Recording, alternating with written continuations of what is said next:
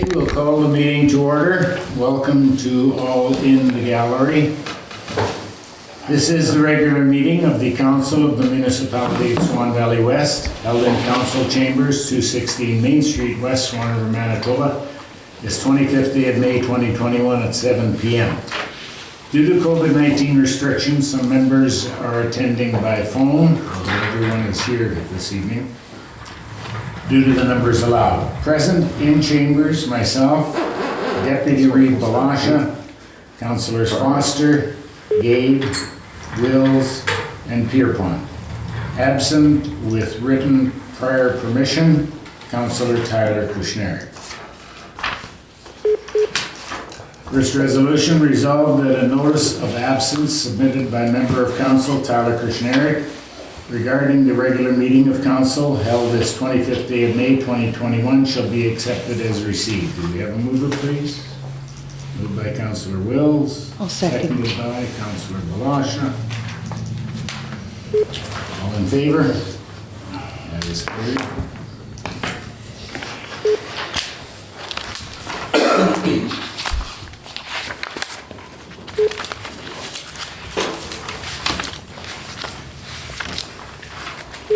Next resolution, resolved that the agenda for the regular meeting of council held this 25th day of May 2021 shall be adopted as circulated.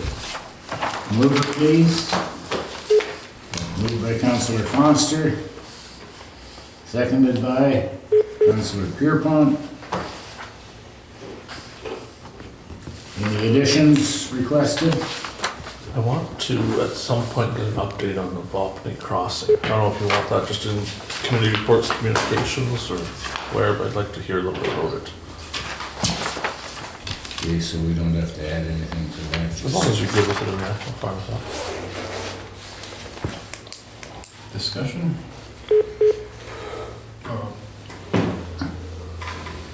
Okay.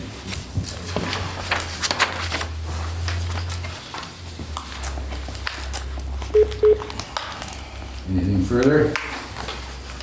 If not, all in favor? That is carried.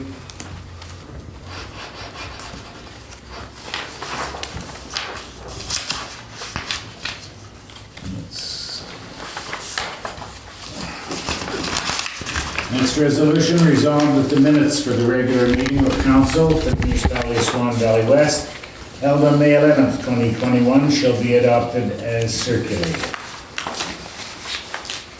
Mover, please. Moved by Councillor Blosha. Seconded by Councillor Wills. Any errors or omissions?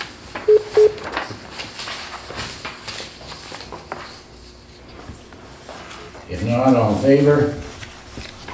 That is carried.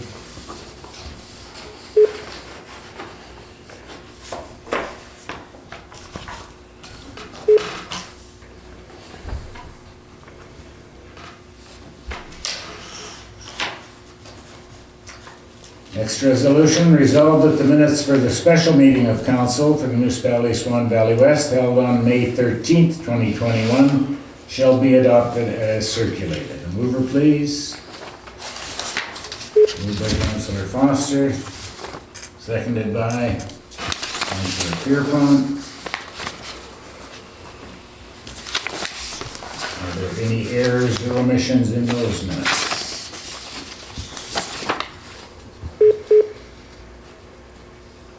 If not, all in favor? That is carried.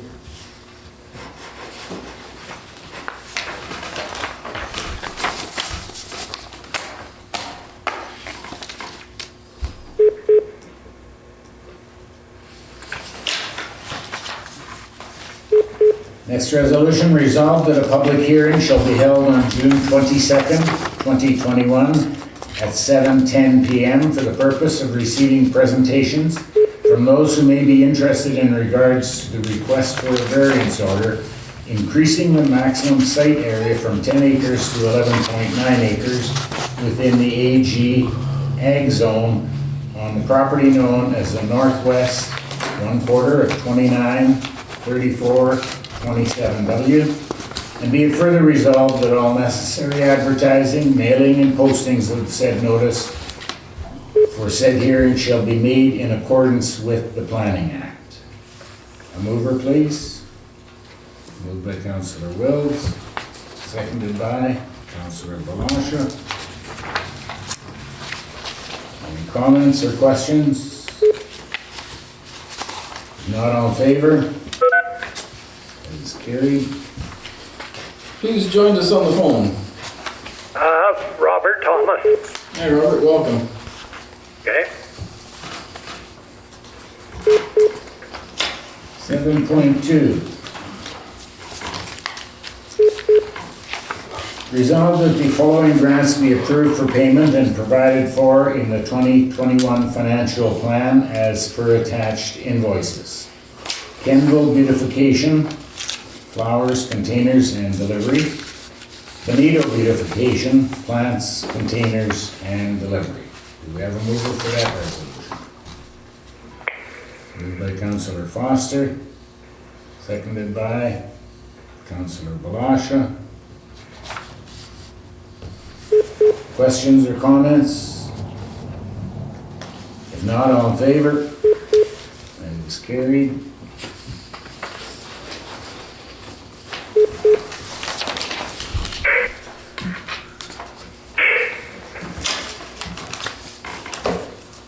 Next resolution, whereas Tread the Thunder Bike Club is inquiring to hold tenure to existing recreational trail systems for maintenance, shown in blue on the map, and development of new trails, shown in yellow on the map, on Crown Land southeast 1/4 of 1935-29 WPM, as outlined in the circular dated May 10th, 2021 from Real Estate Services Branch, Manitoba. And whereas the usage, number GT 73940, is to be circulated by all neighboring municipalities, and it is important to governments that comments are being provided so that an informed decision is made concerning the disposition of Crown land. Be it resolved that the Council for the Municipality of Swan Valley West has no concerns regarding said proposed usage by Tread the Thunder Bike Club, and be it further resolved that the Reeve shall sign on said circular on behalf of the Municipality of Swan Valley West. Do we have a mover for that resolution? Moved by Councillor Blosha, seconded by Councillor Gade.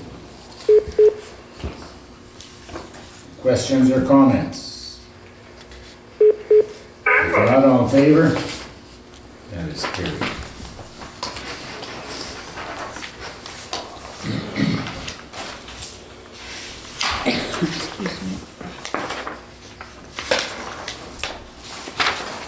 Next resolution, resolved that an administration fee of $50 for tax sale properties shall be charged to each parcel listed as set forth in the Manitoba Regulation 50/97. Do we have a mover for that resolution? Moved by Councillor Blosha, seconded by Councillor Foster. Any discussion? If not, all in favor? Carried.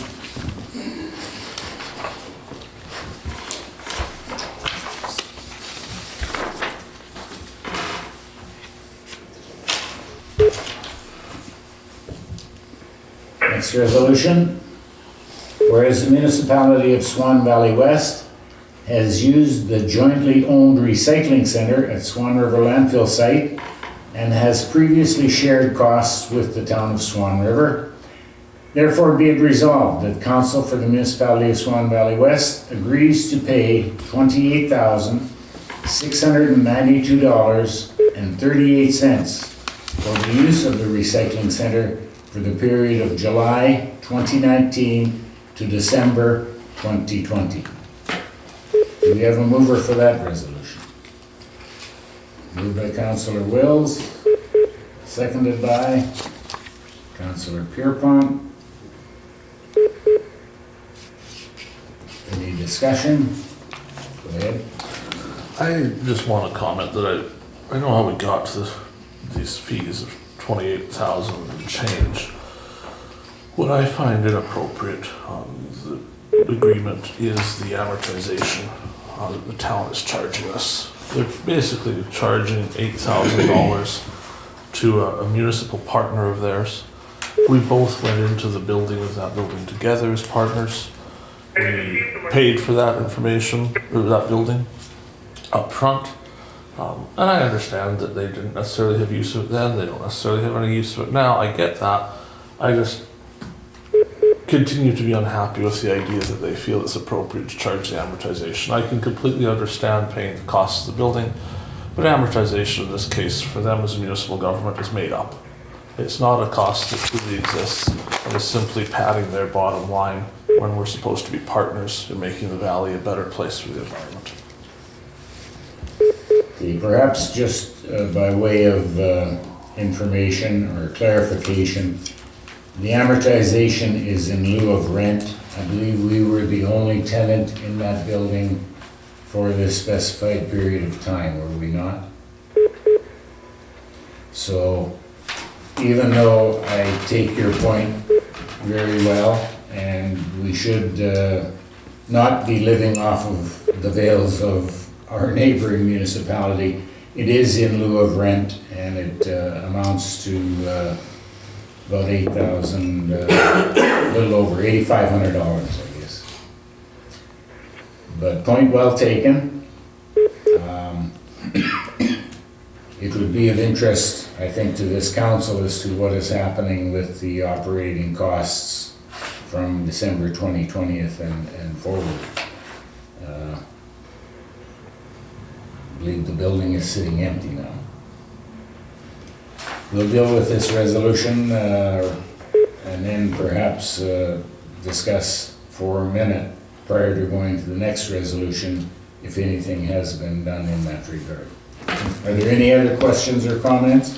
This is reflected in the 2020 financials. This is. This is, yeah, it'll be paid out, the expenses in 2020 will be, still has to be paid. Yeah. Just so you know. Okay, if there are no further questions or comments, all in favor? That is carried. So some months ago, we had asked that there be a communication with the town offering them the building and failing them needing the building for any use, that it be put out for rental. Do you know if anything's been? I don't believe anything's been discussed with them. Then I would take it that council might be interested in having that done, because it is sitting there right now incurring cost rather than Exactly. returning anything. If you could make a point of that.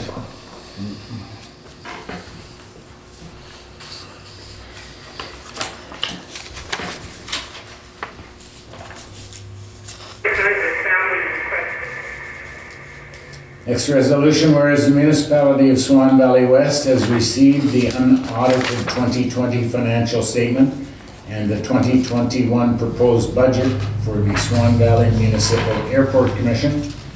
Therefore be it resolved that Council of the Municipality of Swan Valley West agrees to pay $38,714 as requested in the 2021 airport budget. Do we have a mover for that, please?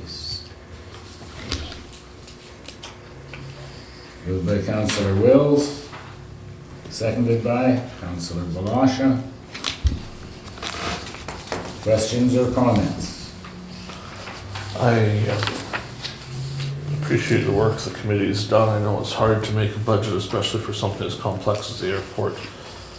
My concerns with the budget are in line with the administration fees. We're seeing a substantial increase from $18,000 to $24,000 in administration fees. I'm not sure, and we have heard some reasons for that at the table in the past, but certainly I would urge the committee members to take back the message again that simply ignoring the issue and raising the amount isn't necessarily the best solution. It's quickly becoming a substantial cost of the airport that is questionable as to how it can cost that much and why no action is being taken on finding ways to bring that down to a more reasonable amount, which would be appropriate.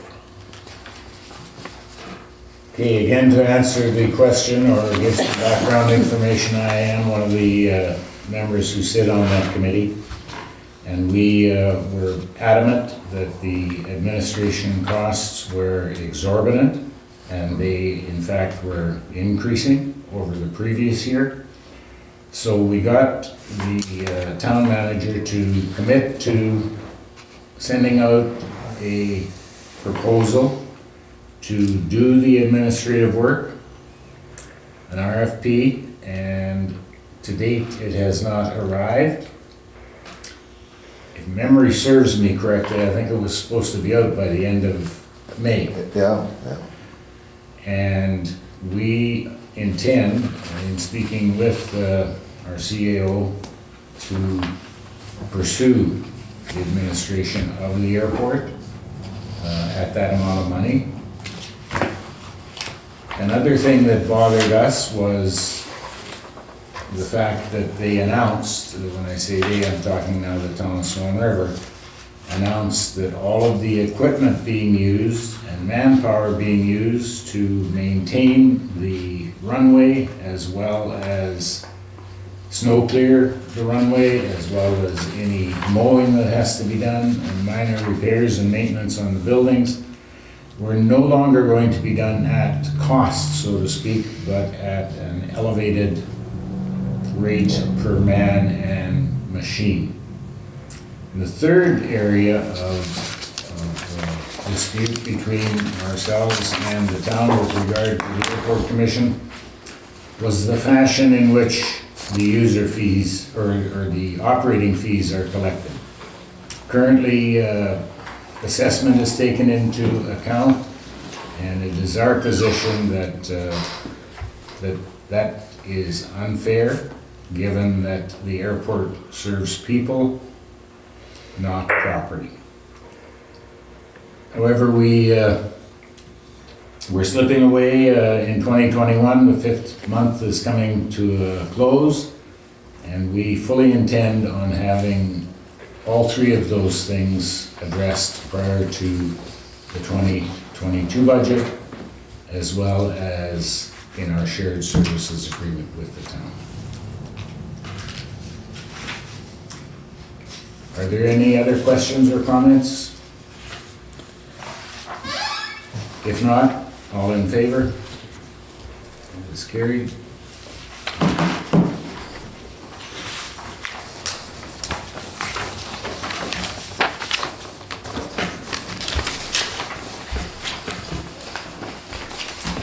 Next resolution, be it resolved that Council of the Municipality of Swan Valley West does hereby agree to transfer $18,908 from the rural federal gas tax to capital for the construction engineering on a new landfill cell at the Bonito landfill. Do we have a mover for that resolution? Moved by Councillor Blosha, seconded by Councillor Foster.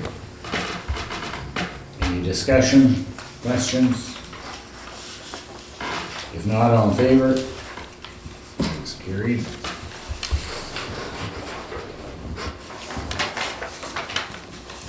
Can we also do a 713 at this time? It's got to do with federal gas tax. Sure. You know, just to keep it together. Sure. As mentioned, this is 7.13. Whereas the Bonito utility has completed capital work that is eligible to be covered under federal gas tax funding, and the LUD committee has made a recommendation to transfer federal gas tax funds from the LUD to the utility. Be it resolved that Council of the Municipality of Swan Valley West does hereby agree to the transfer of $52,000 for work on sewer lines and $40,946 for the construction of a new well from the LUD federal gas tax to the utility capital. A mover for that resolution? Moved by Councillor Wills, seconded by Councillor Pierrepont. Any discussion? Go ahead. No Oh. discussion, sorry. You ready for the question? I was scratching. I'll call it then. All in favor? That is carried. Sorry.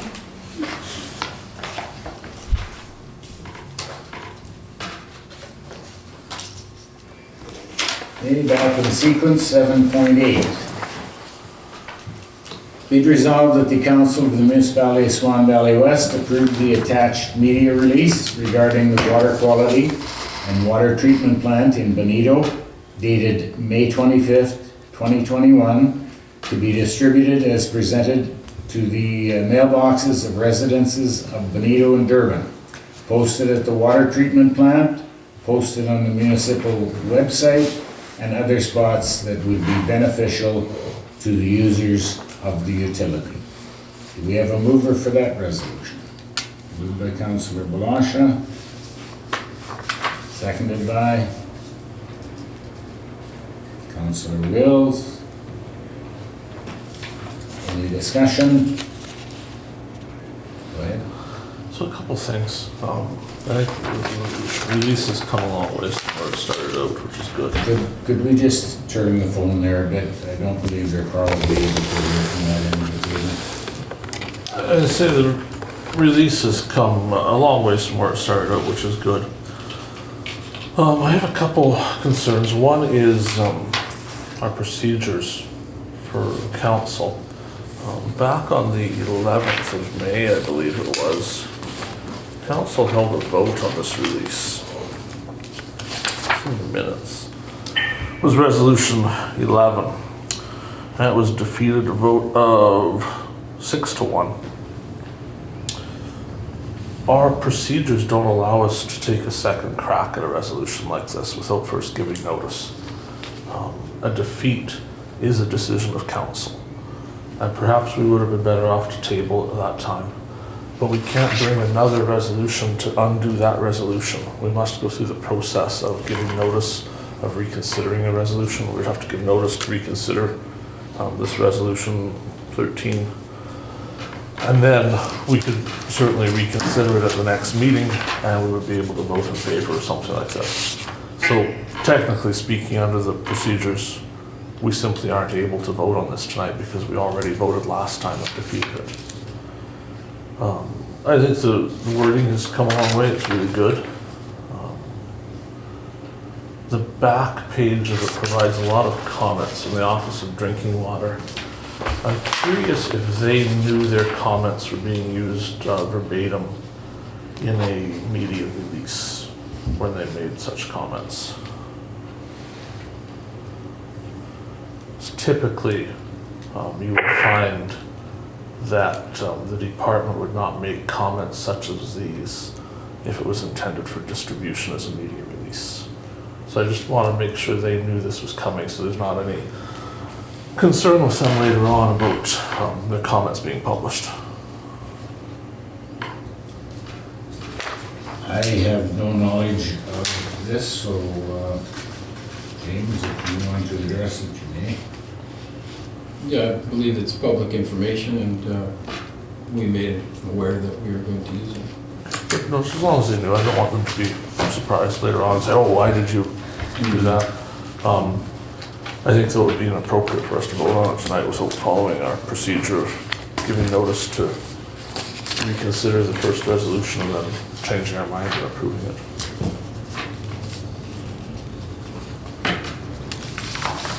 Any other comments or questions? Are we intending to vote on it tonight? I believe that it is a different resolution entirely, different content. I'd like a recorded vote on it if we intend to break the rules. Any other questions or comments? I agree. I think it's a totally different. This is right from the drinking water itself.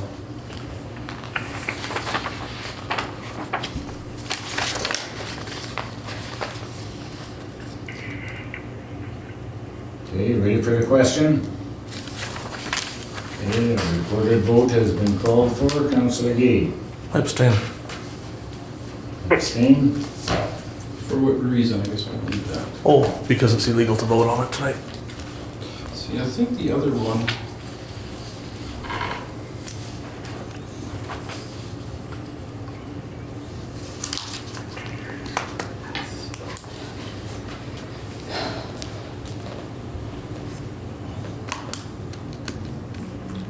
Councillor Kushniryk is not here. can you read that resolution that we passed last time? Well, the attachment is where the trouble Yes. comes. We're in the middle of calling the question. Councillor Pierrepont? Yes. Councillor Wills? Yes. Councillor Foster? Yes. Councillor Blosha? Yes. And myself, yes. Declare the resolution carried, 5 in favor, 1 abstention.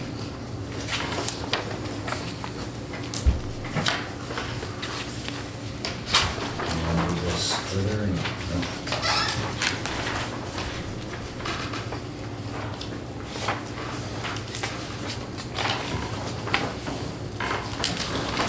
Next resolution, whereas the Council for the Municipality of Swan Valley West has reviewed the service plan presented by the Bonito LED Committee and agrees to their recommendations for costs to be borne by the ratepayers in the Bonito Local Urban District.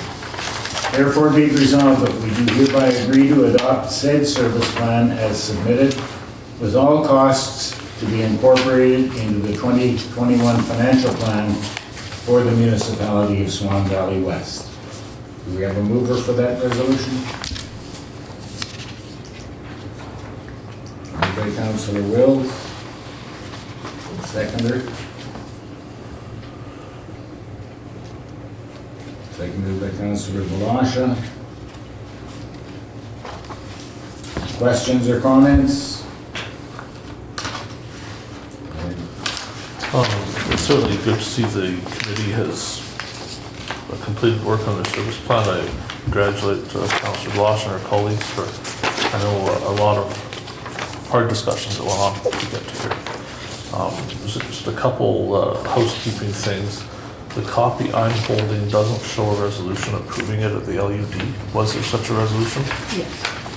So it should be in here, and it should also have some signatures, because we've gotten, in past years, there's been a lot of confusion, and there's more than one copy floating around, and some aren't signed and some are, so it'd be really good if the final one was signed, was being distributed, so we could be doubly sure this is the official finished one, and there's no question about it in the future what it said.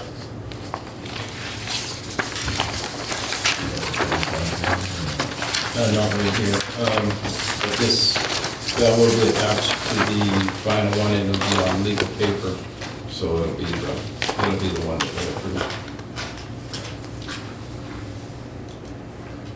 Any other questions or comments? The only one I have is just as Mr. Gade has said, is that we are clear on the fact that if any of these budgeted totals are exceeded, that everything will stop until the LUD approves further funding, and that they're aware of that. Because there's lots of things in here that have been our way considerably less than they were in the past. And that they're willing to take responsibility that their budget could come up short in areas, and that would cease operation of that until such time.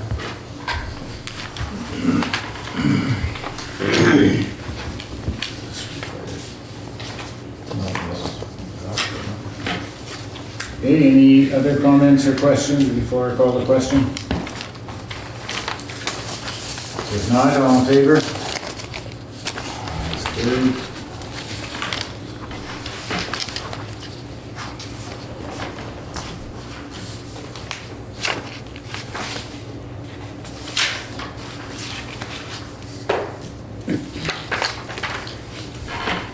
Next resolution, 7.10. Resolved that the Council for the Municipality of Swan Valley West does hereby agree, in the interest of public safety and traffic flow, to keep the current stop sign located at the junction of Road 200 and Road 166 versus changing it to a yield sign as requested.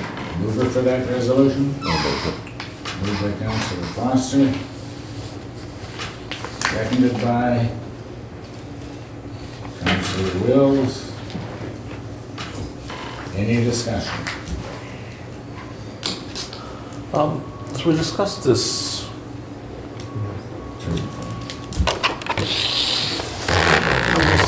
at a previous meeting.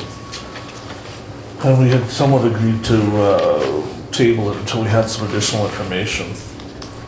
So I'm curious, did we meet with the RCMP like we discussed we were going to about this?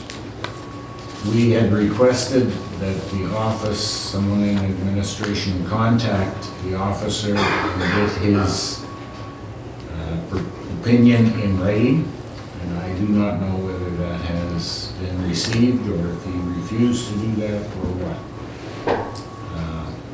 To elaborate a wee little bit, I shouldn't be doing a lot of talking, but I actually went out and took some photos of the corner, shared them with the last transportation committee members who were here, and everyone I think is aware that was here at the meeting of the situation, and it's based basically on the recommendation of the committee. We had a question, were the RCMP contacted with regard to asking them to send a letter stating that they felt that the stop sign should be removed? No. That answers your question, I guess. So I guess I certainly would suggest we table it, but if we're not interested in doing that, I'd like a recorded vote. And I'd like to point out that we did make a decision here at this table to pursue that additional information, not just a letter, but to meet with them about it. And I thought that was kind of a commitment on behalf of our council to look at that. And it seems that the process went on, it went to a transportation committee.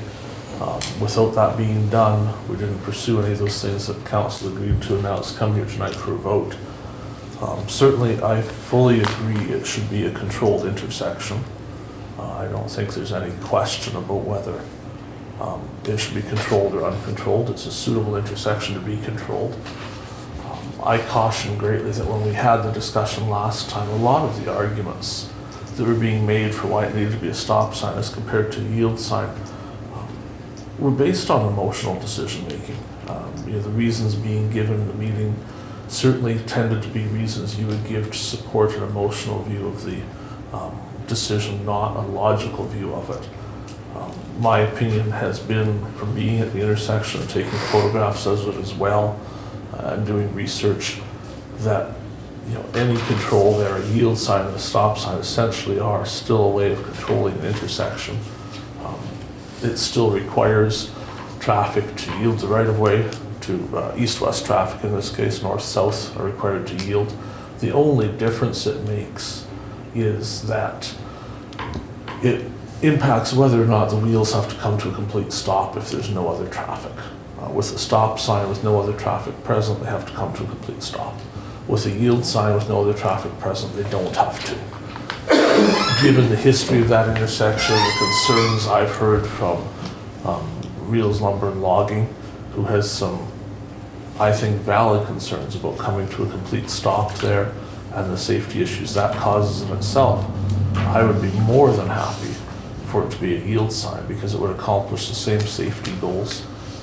And the secondary part of it is that I believe we should conduct enforcement where enforcement's due. And if we have a stop sign, we should be prepared to enforce that stop sign. We know that there is a historic issue at that corner, and not simply that corner, but almost every rural location where we have stop signs, that they are not being fully respected by the wheels coming to a complete stop. It's extremely common when I sit in the country and watch pick a corner with a stop sign at it. People slow down, they look both ways, if they're sure there's no traffic, they roll through it.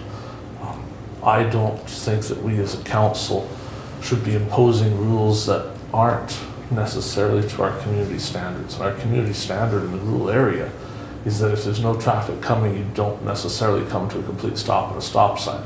And that's illegal. And I don't think we should be making that illegal when we have the opportunity for it to be a yield sign, accomplish the same goals of traffic safety by using a yield sign, have the same responsibility on the drivers to yield the right of way. I can't envision a reason why a yield sign isn't appropriate there. And just for a simple example, I looked at the interchange of Highway 10 and Highway 83 in Swan River, and that provides for a yield sign in the interchange. And certainly that's a far busier intersection with far more possible routes through the intersection. And yet a yield sign is sufficient there for the safety of the traffic. It's hard for me to fathom that in a rural setting with substantially less traffic, a yield sign wouldn't be sufficient to accomplish the goal, which is traffic safety. Thank you. I have no problem tabling it until we speak to that officer. Yeah, I don't either, but in my opinion, the safety is number one. That corner has carried way too many near accidents and accidents caused by real lumber. I do not. So I'm curious if I can, I want to explore, because it's a different viewpoint of mine, so I want to know more. How long has that stop sign been there? Has it been there through all of these near misses? Not all of them, no. Quite a few? Like, has putting the stop sign there fixed this problem? I don't know as if it has fixed it, but putting a yield isn't going to fix it either.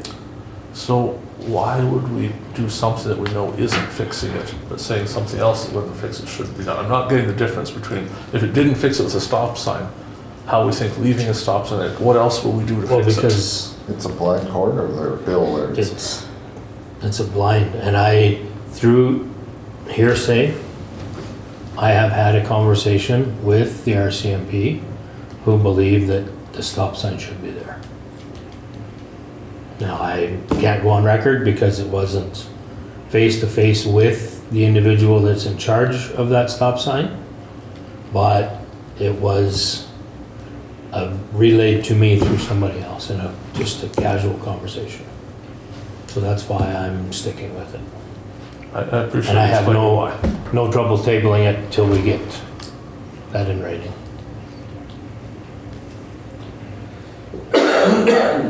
You know, a few of these corners, they're very serious there. If there's just a yield sign, you know that too. Like Hugo's there's one there.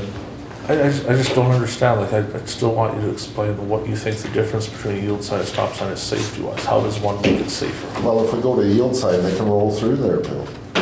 They're rolling through the stop signs now, though, Glen. They got to stop, Bill, though, to look. They've got to and do are two different things. Like that particular one you speak of, I've sat out there, watched traffic. They're not stopping now. Like, we put up stop signs, and that's great. We put up a lot more than the last couple of years. And all we've really done is created a lot more of our residents who are breaking the law every time they go driving.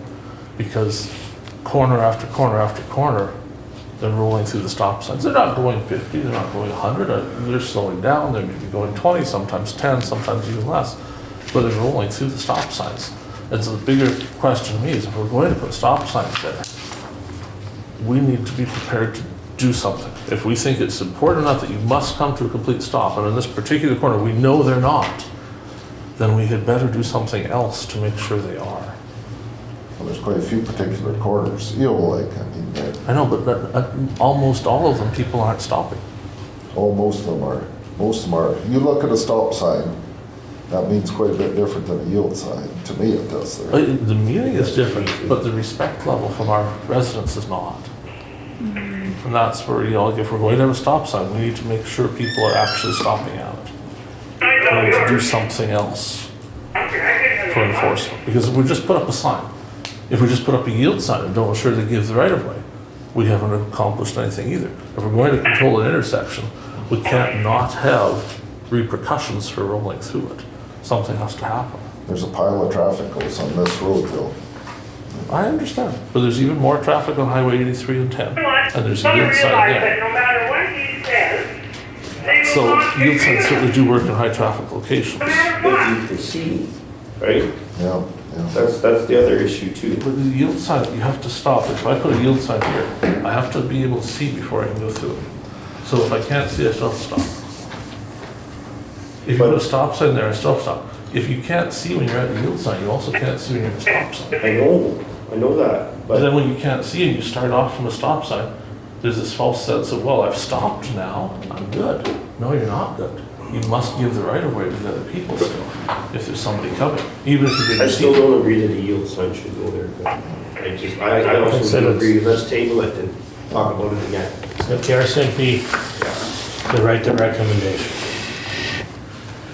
Okay, consensus to table it? Yep.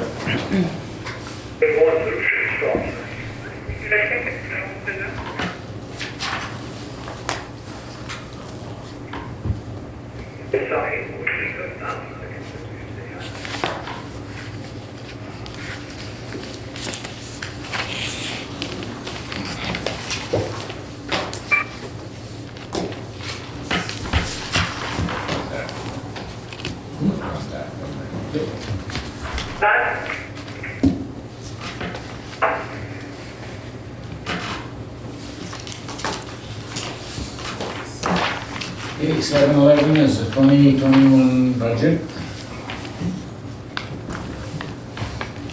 Don't have signatures. Everybody should have a copy. Yeah. Oh, I left mine in the other truck. Sorry about that. Have there been revisions? Not through the budget. Nothing. On the 2020 stuff, there's been small ones, you know, like the transfer, federal gas tax transfer, but nothing on the budget yet. So I did reprint them, knowing that might change a few things tonight, so if anybody needs a copy. If you didn't mind. Excuse me. 1, 2, 3. Okay, well, should I got we mine. discuss the two elephants in the room first, and then you can actually print them with it corrected? Okay, sure. Yeah, we know what the issues are, to discuss, even without seeing it. Yeah, everybody's had a chance to look at it, nothing's changed, we can focus on 2 or 3 issues. And that's honestly why I didn't bring mine, because I figured we were probably making a change here tonight that was gonna make it so it wasn't valid anyway. And those involve the shifting of the 2 items from at-large to rural. Did somebody join us on the phone? Yeah, it's Marty, my phone dropped. Oh, no problem at all. Hey, good. Better quit driving and holding your phone.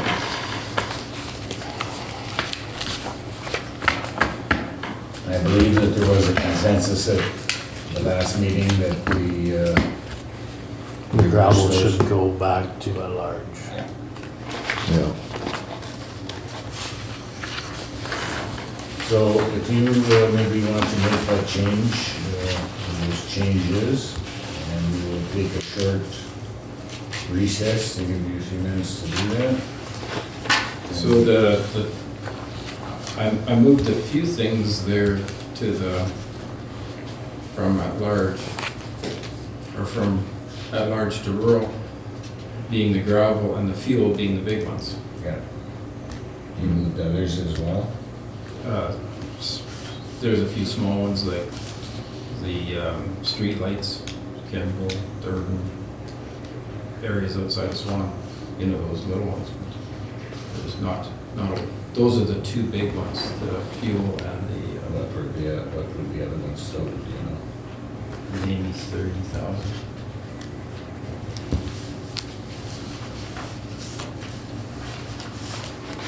I'd like to argue against the moving of them at some point, whenever that's appropriate.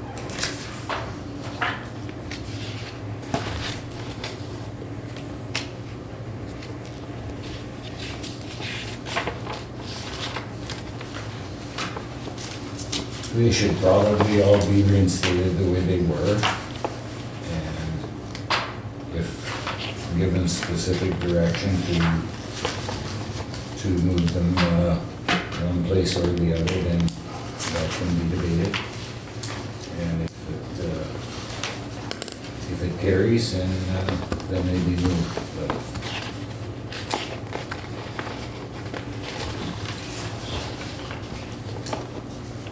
so how long will it take you to identify and do the corrections? Put the rails.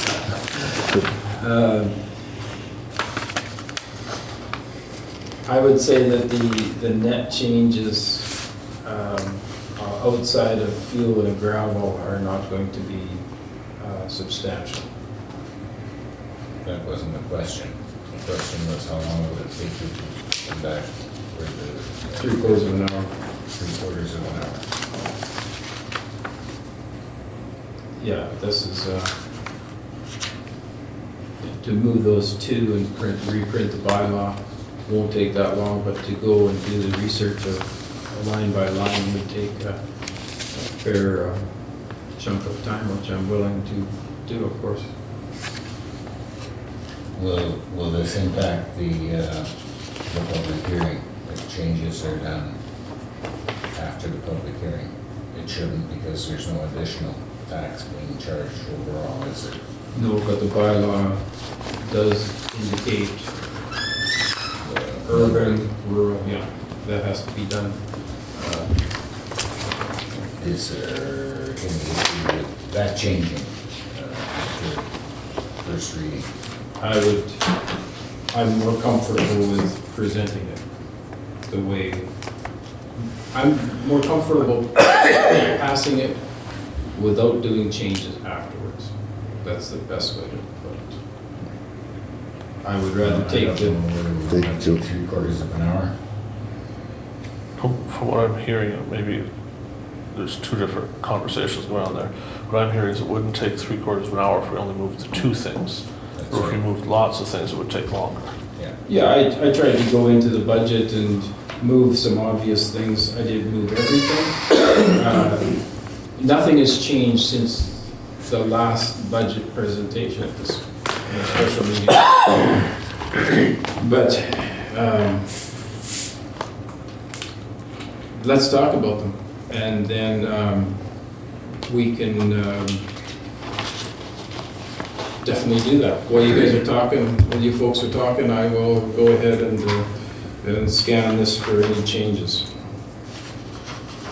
If there's any discussion, I mean, that's to you folks. Well, perhaps to save time and not make a mistake with moving a bunch of things at this late point, that you do the two that are the larger one. Would the rest of the council concur with that or not? Yeah, that'll work.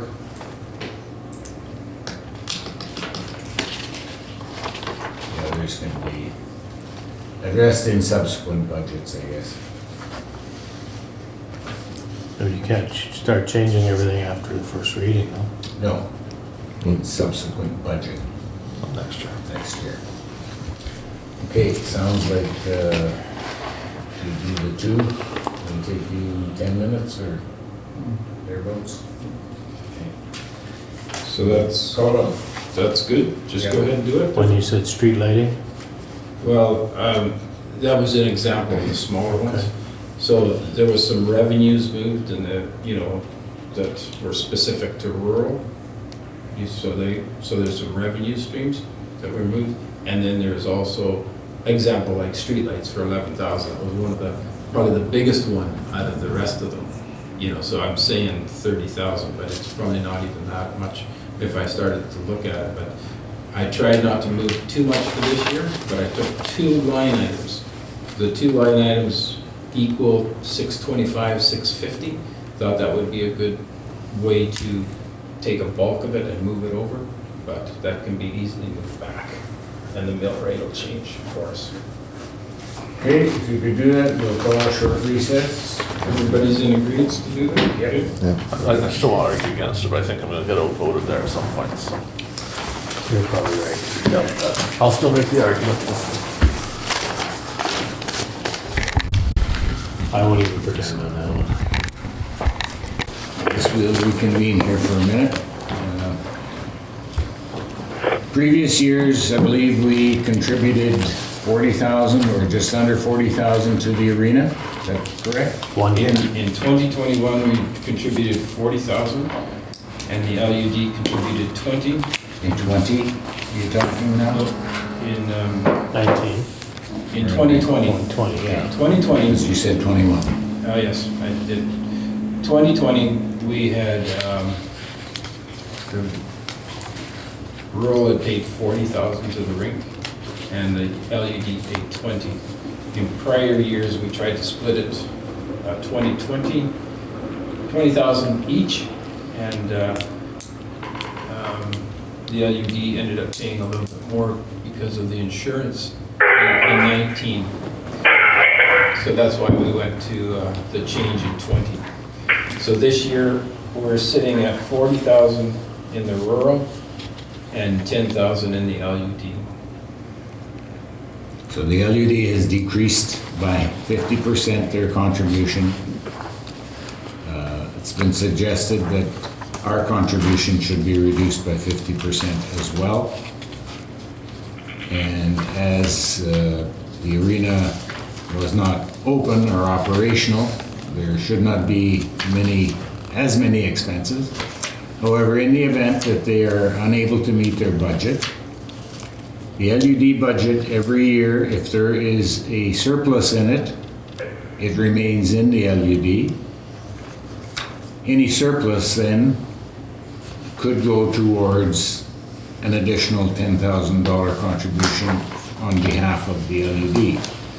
And again, we would times 2 what they contribute beyond the $10,000. Otherwise, it's a complete shift again from what it was to the rural.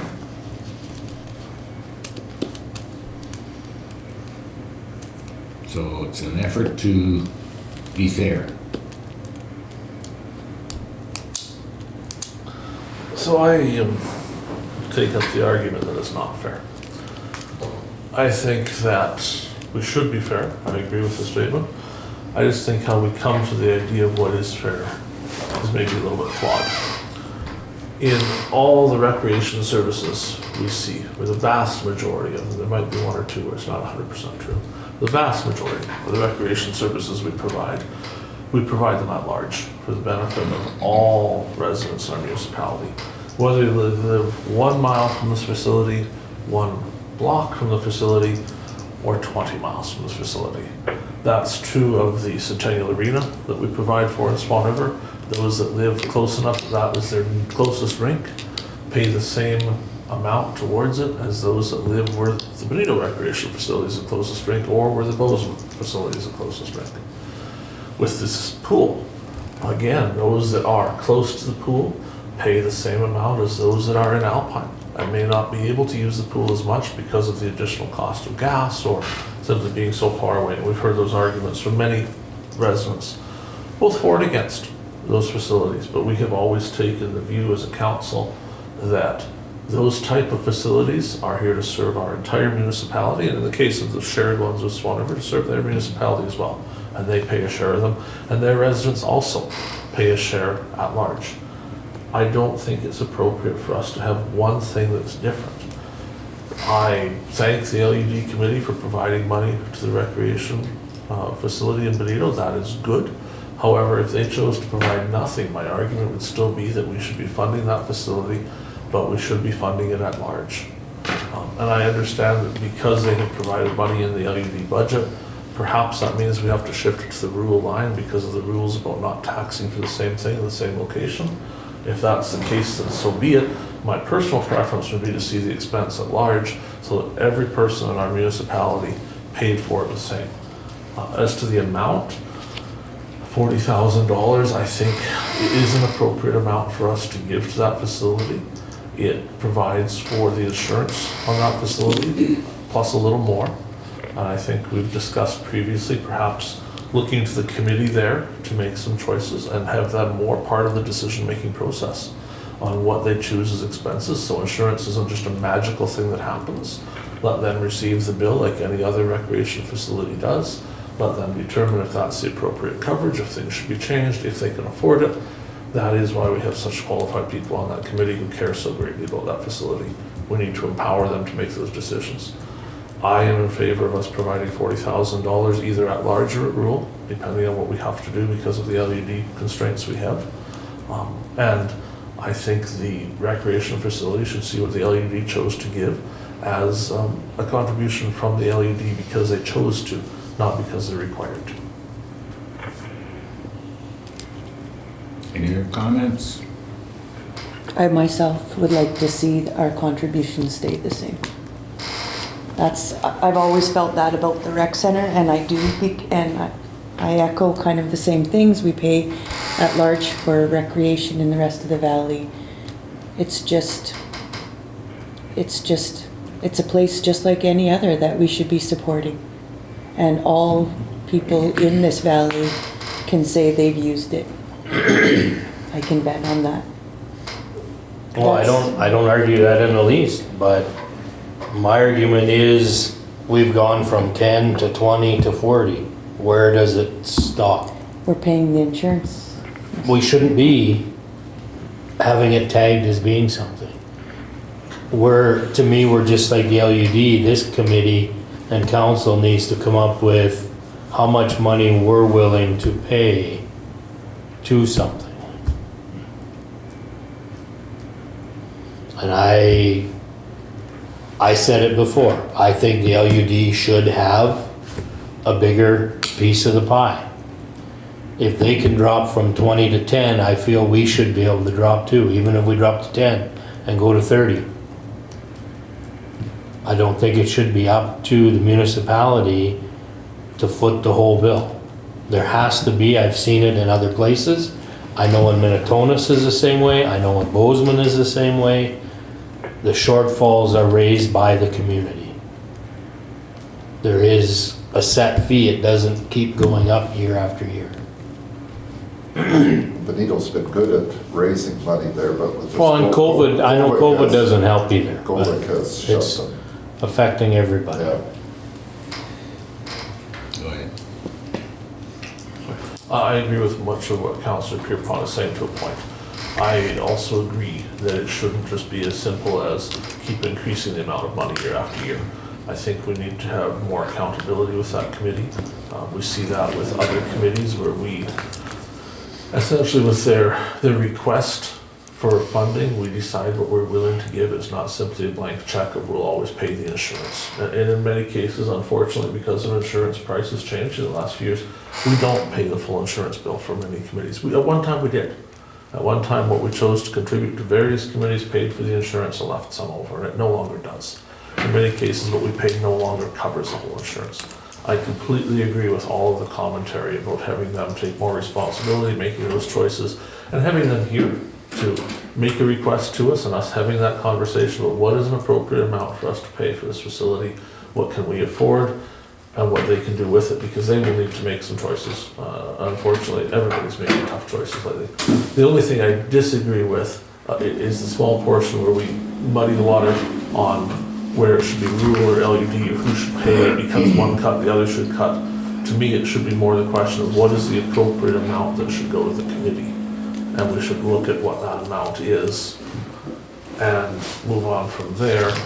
And having the side issue of who pays the bill ultimately, but not discussing at the exact same time, so we don't get caught up in they pay this much and we pay this much and together equals this. I'd like to decide holistically, they receive 30 or 40 or 50 or whatever the number is, this is what they are going to get this year, and then decide where does it come from.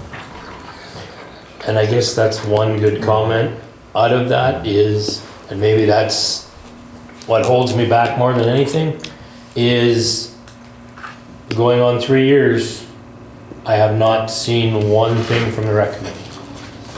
They have not come and said, this is what it costs, this is why we need more money, can you please help us? It's like they sit back and wait for us to write them a check.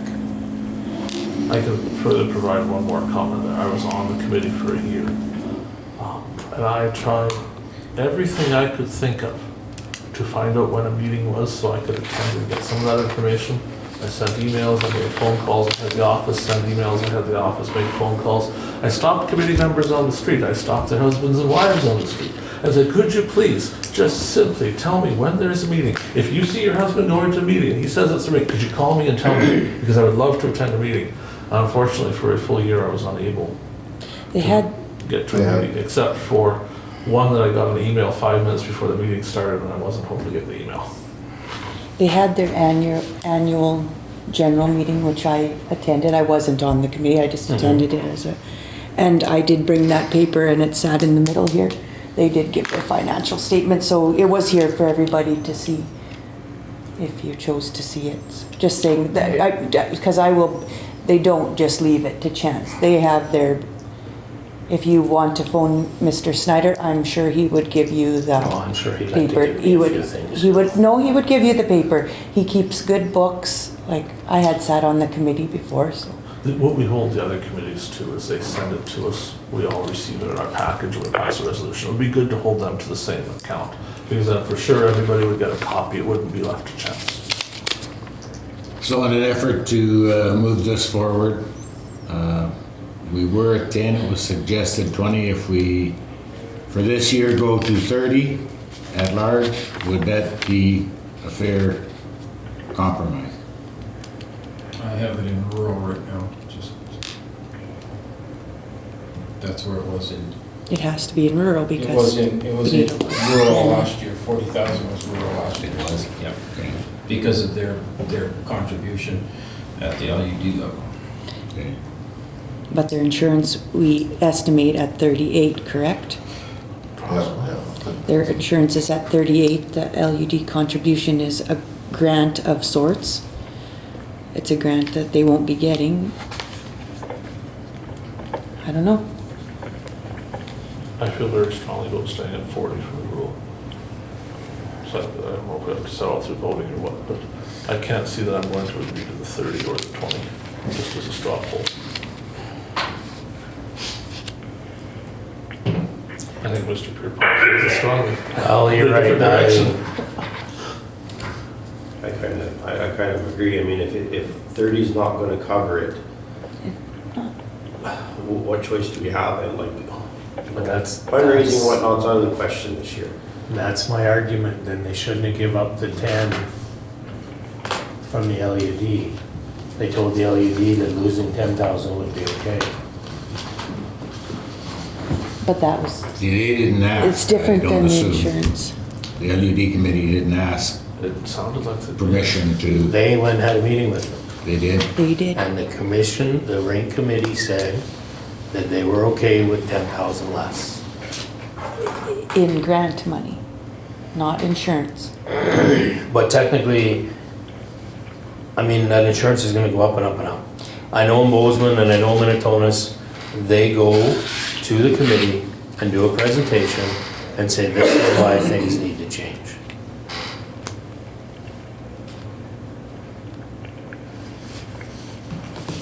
We can't fault them for that when we've never asked them to do that. We need to get better at that. We need But to we bring can't them fault, but right now we here. In a few cannot weeks, we fault need to that. start the process. Well, I just, Do it for this year? I would like, it's, we can vote and I'll vote against it, that's I'm fine. not, I'm stuck on that one, like that's a, Like we gave from 20 to 40 as a concession and now we're being asked to give more of a concession as they're taking less money. Yeah, they should at least. We're have not to changing stay. our Leave it number. where it is, we're moving. It's the consensus.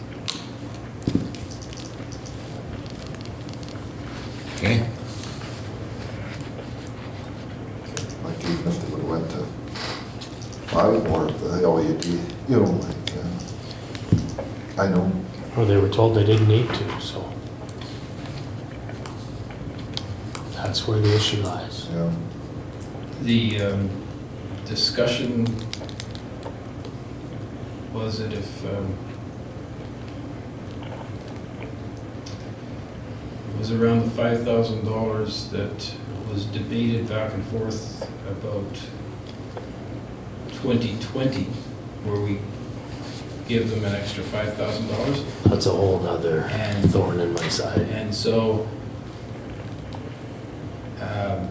the LED committee was of the opinion that it was ongoing to Never a resolution passed to that effect. to the, during that meeting, I told them I'm not listening to tapes because it's the council that makes the decisions, but that it was for the years to come, just not for 2020. It was for recycling. Yes. And so they are understanding it's gonna happen every year, that there's gonna be 5,000 from the rural given to the LUD. I says, I'm not gonna commit the council to $5,000 that they haven't approved. But in your discussions, LUD's discussions with council, June, July, August, you can work that out. If it comes to the point where the council decides, yes, it was on the tape, it was part of negotiations, we'll give you $5,000, then that 5,000 can then go to the rink, direct across. That was given for recycling. Right, but as, it's not in their budget either way right now, but that's where the increase could go to the rink. I'm just saying, changing dollars, it's not dollar for, it's not, taking out of our pocket, give it to the arena, it's reducing their recycling with our $5,000 if that's what you decide, and that current $5,000 revenue that they have in taxes will go to the rink. That's the way it could be offset. Now, at the last meeting, we talked that it would be unfair to spring upon the recreation committee, the rink committee in 21, that you decide how you want to purchase your insurance. I think we could still ask them to do that, but they haven't had a chance to review it or look at reductions so that we can take reductions. So that was part of our discussion at the last table, so we never got clear direction last time of which way we were going, and that's why we're talking about it now. So there's a couple different avenues that were being discussed that makes it very tough coming into the last hour of budgets. So in 2020, they were offered $5,000 for recycling. Yes, Did they receive that money? they did. Is another $5,000 in their 2021 service plan in revenue from the municipality? No, it isn't. Okay. But Only we agreed to discuss it. I told them that they have to make arrangements with the council to discuss it and not leave it open till it's solved. The point is that it was a one-time offer for them to get recycling up because it was the first year that they had to actually pay for recycling. First time anybody had to pay for recycling. At any rate, the direction is to leave the recreation grant where it was, make the other two changes, and we will now begin the 10-minute recess. And I will give them their 2021 insurance to review. Hopefully they can come up with some savings, whether it's the liability side or whether because it's closed, maybe we can realize a savings of it. And that way we can, maybe reduce it from the 40,000. That comes to the municipality. That will be the municipality's savings. But there's no use giving the insurance company an extra $5,000, $6,000, $7,000 if it doesn't apply because we are closed. But that's the type of thing that the rink committee can do, and eventually might save us money. It's budgeted there just in case. Okay, so hopefully that makes sense. Okay. To order. So we've made those two changes. Yes.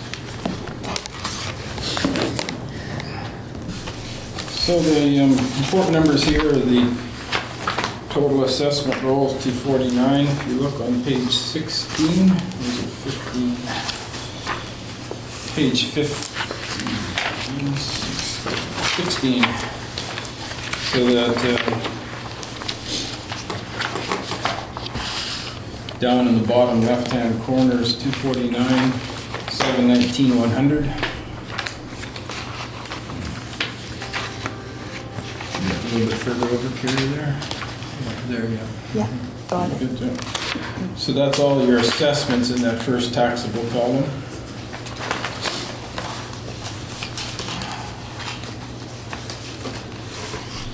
So that ties up to the bylaw there.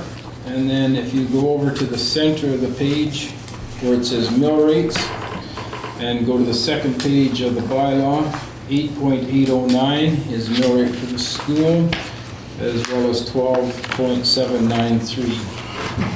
So, Oh, right here, eh? Yeah, okay, yeah.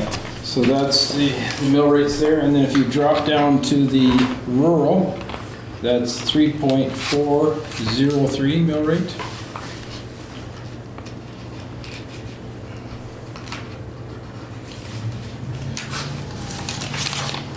And that's part of the bylaw.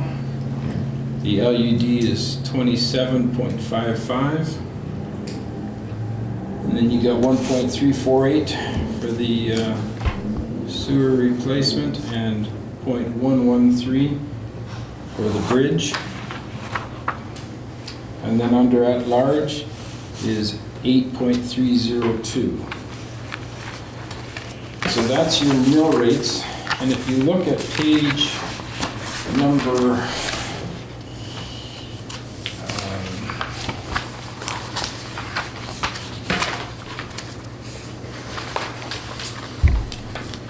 page number 2. That's how it all shakes out. And so there's the previous year's surplus there. And then at the bottom row, net operating surplus, you have zeros. That means that you're, no, that is your expenses and your taxes tied out.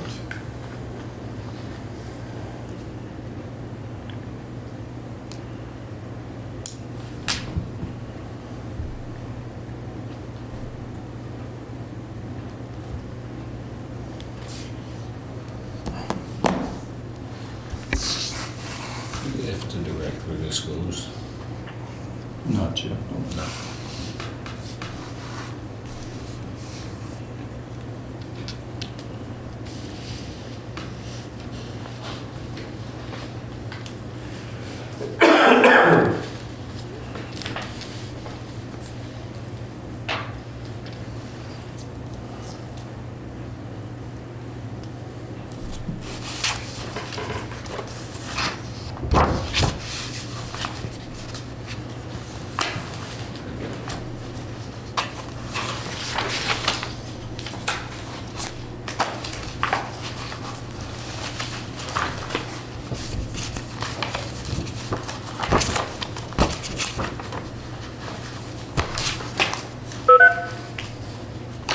Hey, Tyler.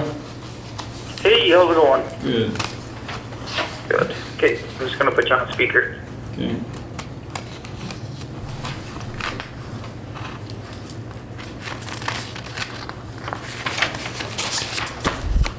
Hang on.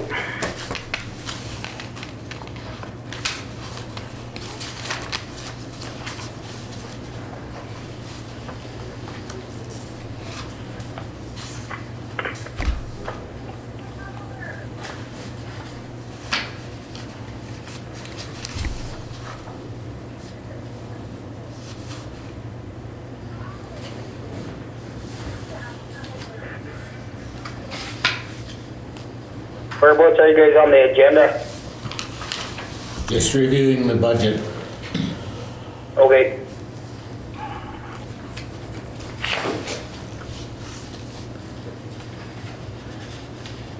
You didn't happen to email him all the revised stuff. No, I didn't know. I just, I printed him a copy. In case he come around, but I don't know, emailing, it's kind of hard to see on the screen, so. Yeah. So.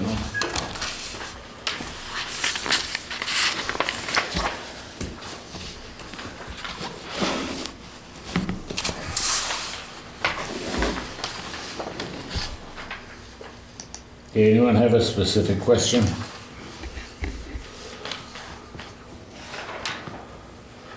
Let's start with an easy one. Why don't the assessment numbers match on the assessment summary page versus all the other pages that show assessments?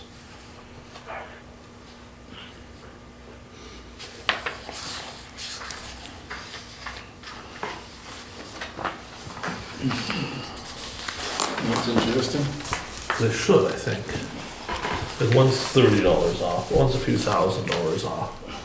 Which pages are you looking at? So if I look at page 16, calculation of taxes, for example, the Burnside Bridge. And then I go to the actual Burnside Bridge assessment. We're showing total assessment on the summary page is $241,975,000. But on the debenture page, we showed us $240,478,000. Oh, We yes. have the grants, but the grants aren't the same, and the total assessment doesn't equal either. That's right on that page. The same thing to a lesser extent happens with the sewer line replacement. Yes, that's true. Yeah, there was 2 places to change that. Accurate. Yeah. Let me reprint those pages 19 and 20 is what we're looking at. 20, 19, yeah, I think. 16 is correct. Okay, 16 is 16 is right. correct. Yeah. So 19 and 20 are the supporting ones, and obviously I didn't get that changed on that. That's easy to change. Is there any other changes? I think the numbers come up fairly close. Yeah, I don't think it'll make a huge difference. No, but it's nice to have them correct, that's right. I'm just not wondering which one is the right one. That's right, yeah. No, for sure. The other thing I question, I think everybody knows the question is coming. Certainly the budget we reviewed. You want me to wait for Matt? Should I? Pardon me? Should I wait for Matt, probably? Sure. That's just gone.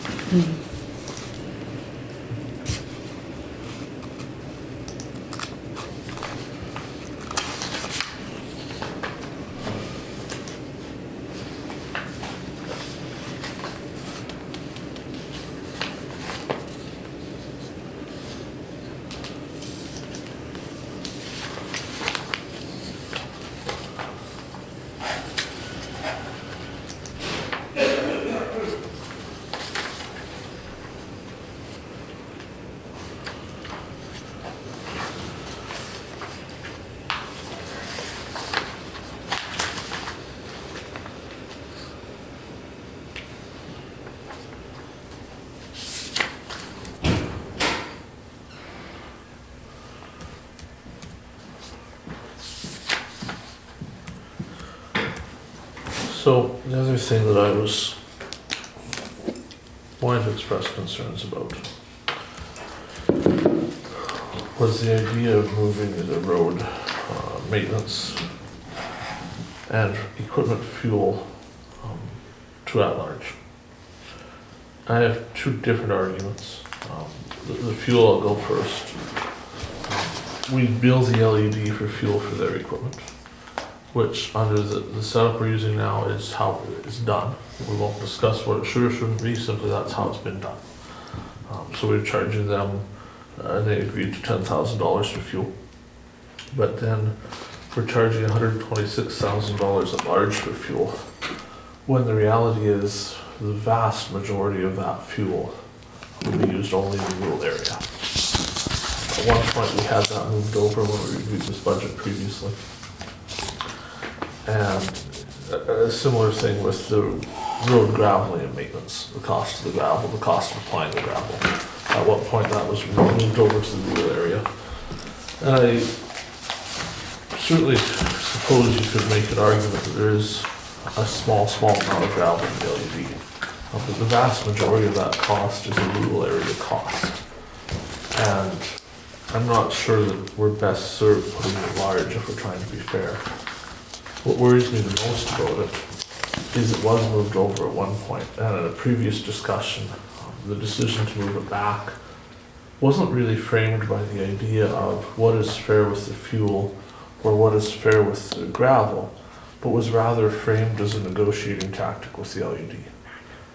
And that was that, you know, if they would leave the rink money at $20,000, put the extra $10,000 into the rink, we would then leave that at rural, which would result in a saving of $20,000 to residents of the LUD. And it troubles me that that's how that decision-making process went, because I would like to see us decide the decision on what is fair and what is right, not on the decision of whether or not they gave an extra $10,000 to the rink, being the determining factor of whether we add that to the at-large taxes or whether it remains on the rural taxes. I think the issues should be separated, and we shouldn't give the impression that because they chose not to give more to the recreation facility, they're being punished by an additional $20,000 to their taxpayers for gravel and fuel. It troubles me that right now that's what's coming across.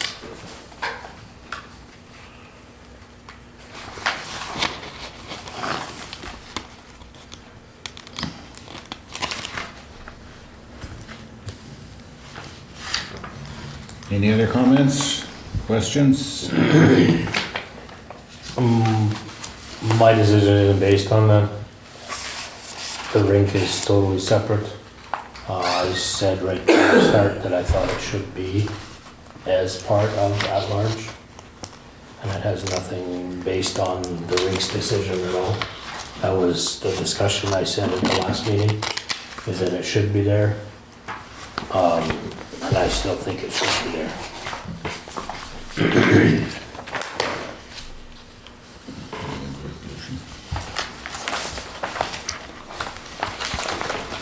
Any other questions or comments on it?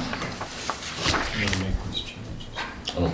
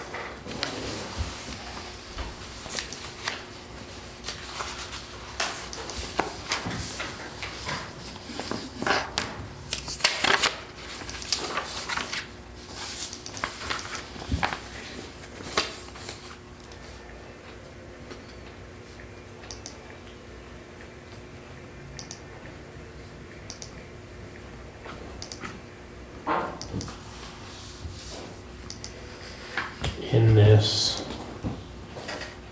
what numbers have you put in for shared services? The ones very close to what we talked about the other night, maybe just a little bit higher.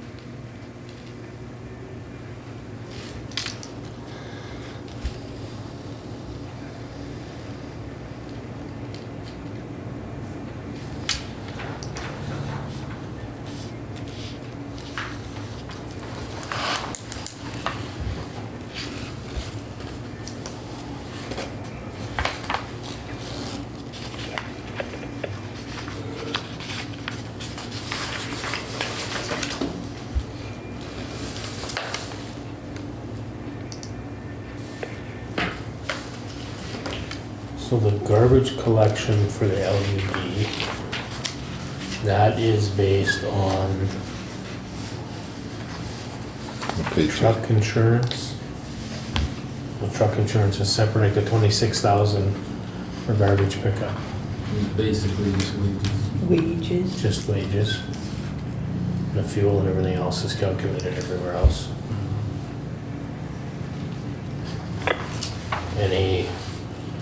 So there's no cost in maintaining the landfill itself in the garbage pickup.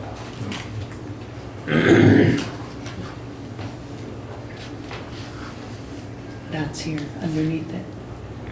That you're at, Laura. Yeah. But we're paying the at-large. That's the finer tuning that we have to do going forward. what page is that, Darryl? 10. 10?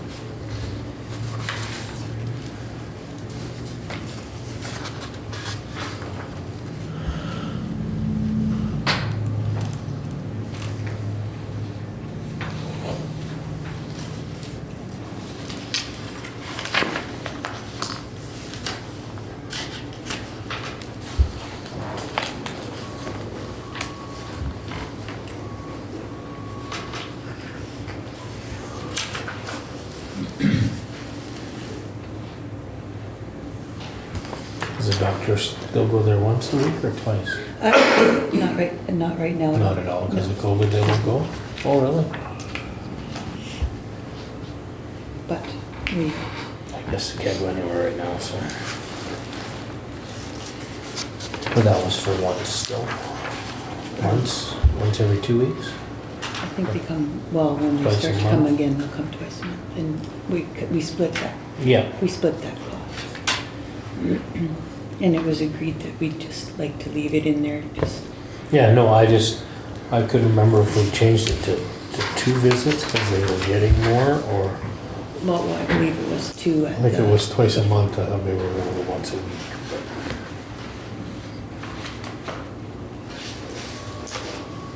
Hopefully we'll get 4 months of it.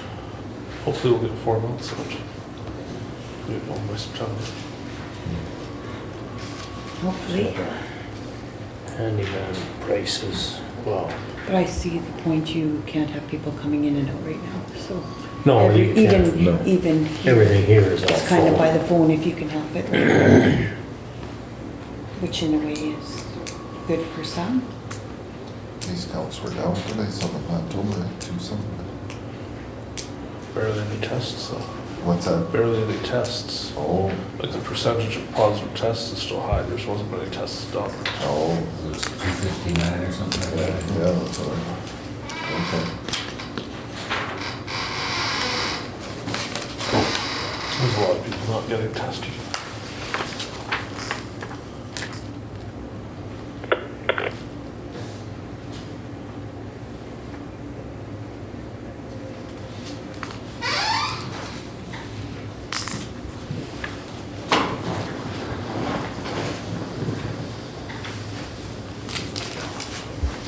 Alright, well, I need your page 19 and 20 out of the package.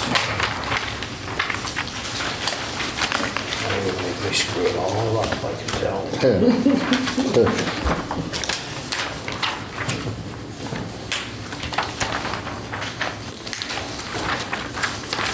You get those there, Kim? Yep.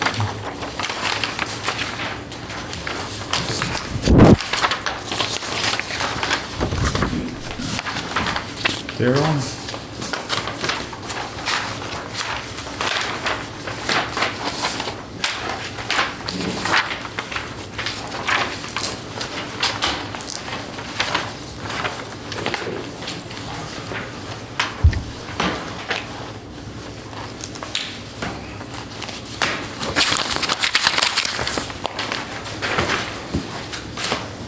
Use pen or stapler.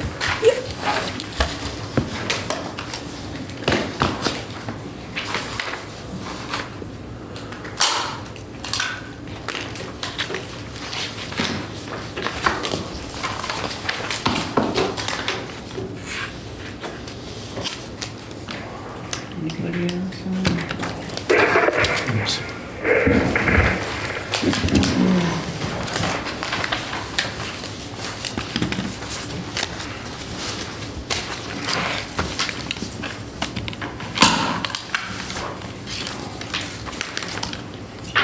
No.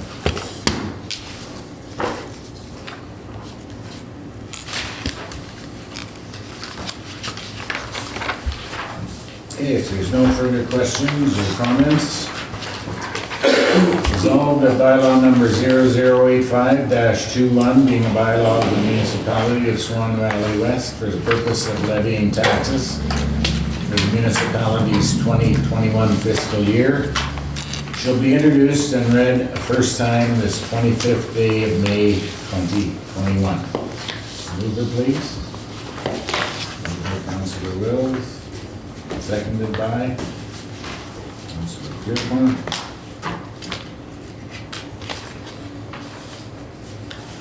Further questions or comments? I'd like to, again, object to the concept that even though we pay for graders as a rule expense in this budget, we've chosen to charge the fuel for those graders to the people of Benito.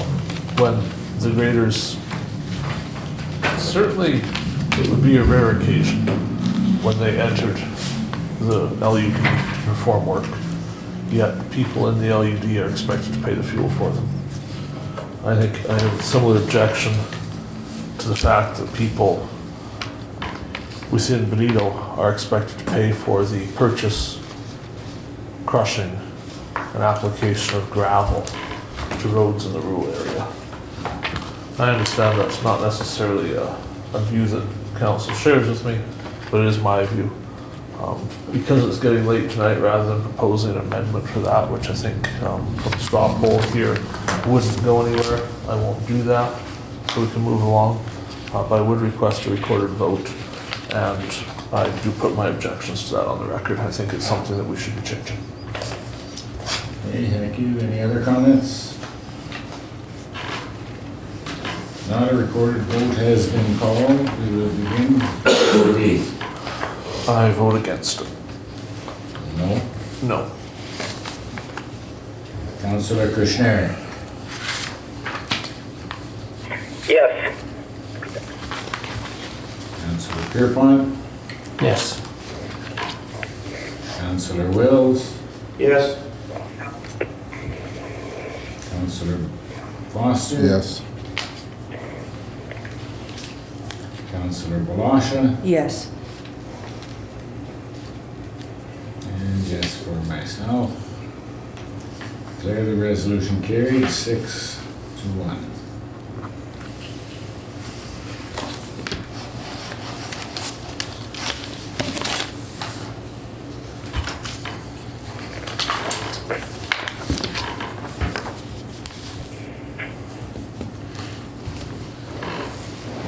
Okay, we'll move to number 8, finance.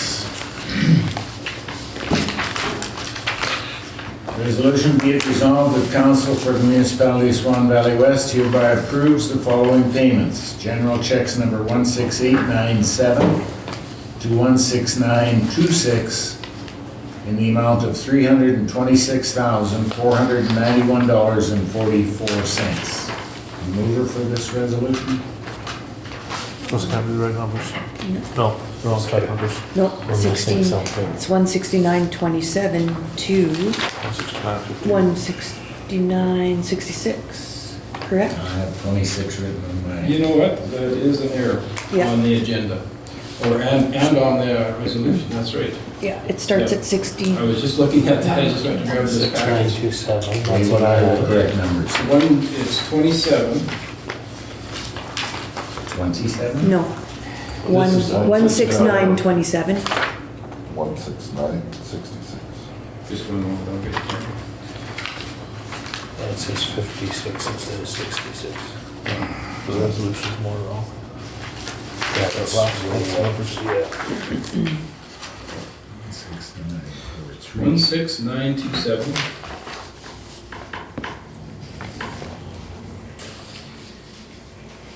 That's the starting, so just stroke that out and start again. 16927.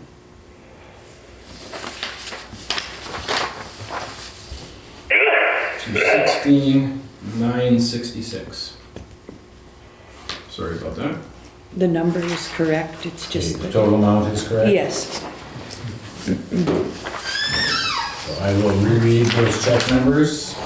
General checks number 16927 to 16966 in the amount of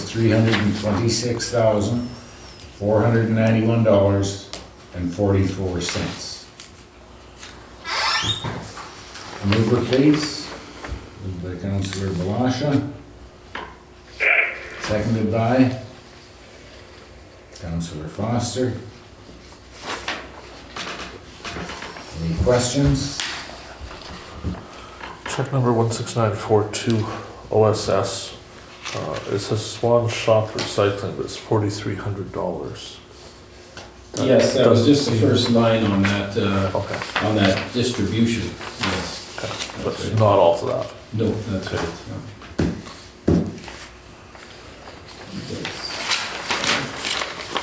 On the check prior, it's for ejector wires and batteries. Do we know what unit that was for? That was for the tandem, number 53. 53, yeah. We replaced the batteries in that truck shortly after we got it. It should have been on warranty yet, huh? I think so, yeah. Not those ones. Not those ones.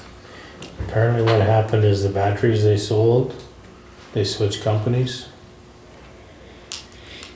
Because those batteries had issues, so there is no warranty. Okay. Yeah.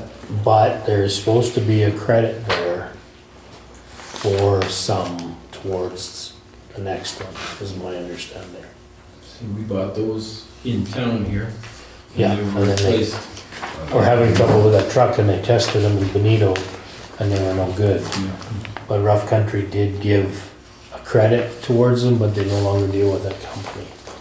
So they couldn't replace them, they could just give a credit. There was also a mechanical issue with an injector, Who's wire? a loose wire. I think actually more than that. I noticed it when I was signing checks today on the work order. where some bolts had come loose or something? Oh, I just heard it was a loose injector wire. That's why I said that. Me too.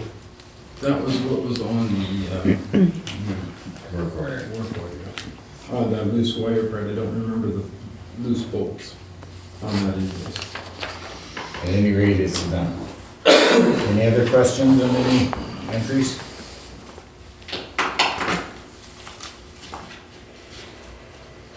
If not, all in favor? Yes. It's carried.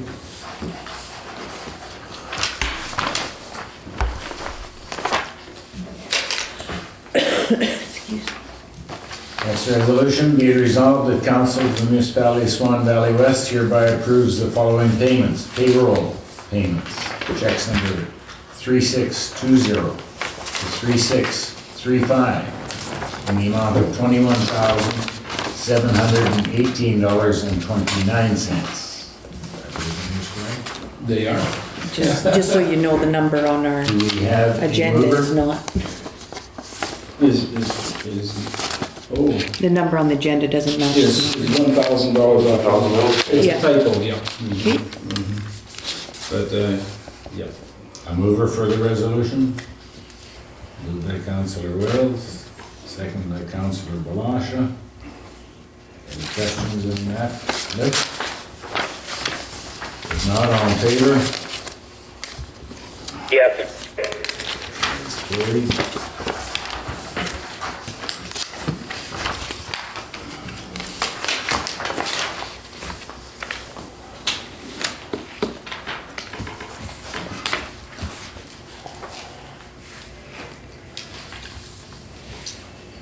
Next resolution, be it resolved that Council of the Municipality of Swan Valley West hereby approves the following payments. Indemnities for March and April as attached in the amount of $1,730. Do we have a mover for that resolution? Moved by Councillor Blosha, seconded by Councillor Kushniryk. Foster. Sorry, Councillor Kushniryk, you were late to the party. No worries. Any questions or comments on that? If not, all in favor? Yes. It's carried.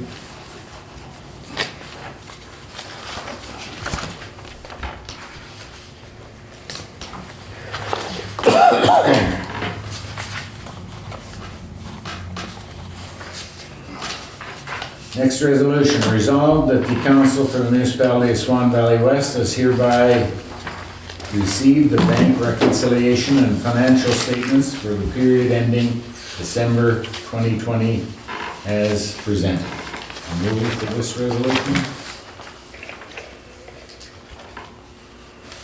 Mr. Pierrepont. Kushniryk. Mr. Pierrepont and seconded by Councillor Kushniryk.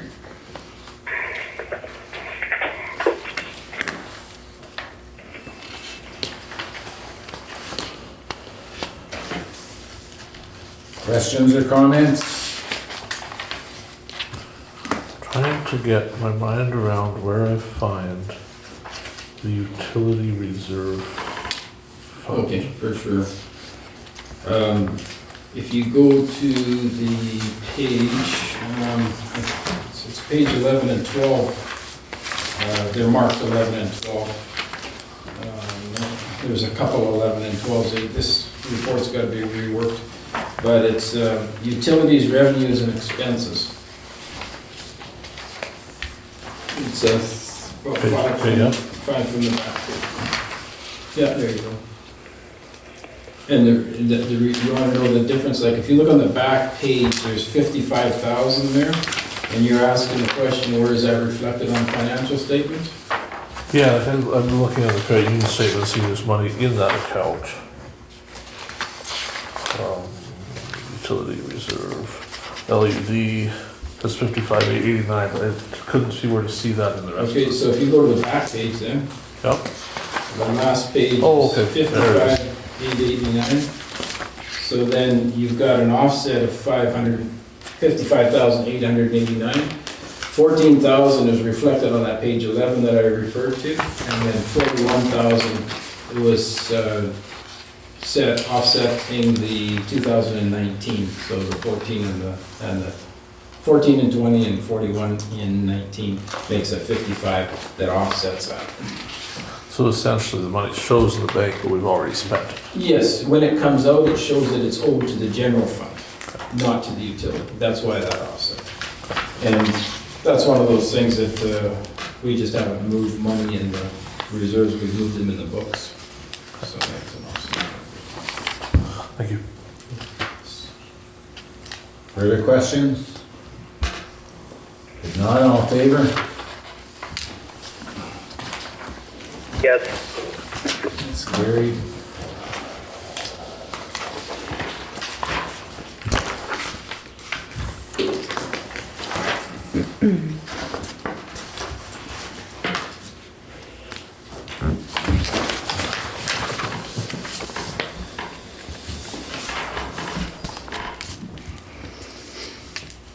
Okay, for discussion, building permit fees.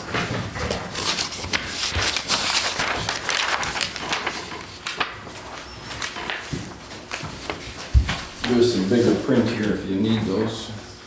With colors even.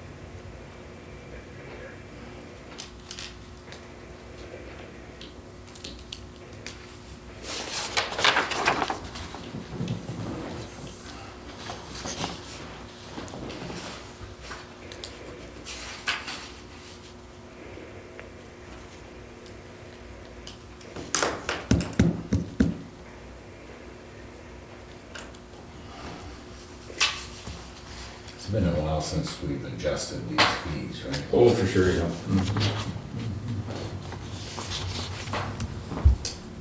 So the new ones over on the right-hand side show that the municipality's got to do some work on the Office of Fire Commissioners building permits. They get 1% of the building, the cost of the building, the project, and we still have to do some work on it, so they want to charge $100 just to do a little recovery for that. And then any of the inspections.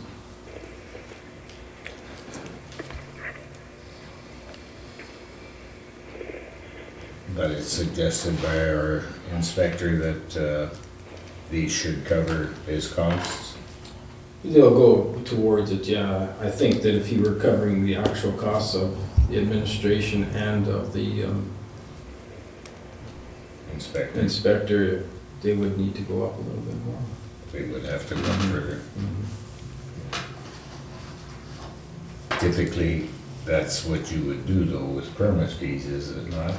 For recovery, yeah. Like the Cover office the of, actual cost? you know, Office of the Fire Commissioner, when they charge 1% of a farm building, they're getting quite a bit of money for that, and we're not getting a whole lot for the process that we go through.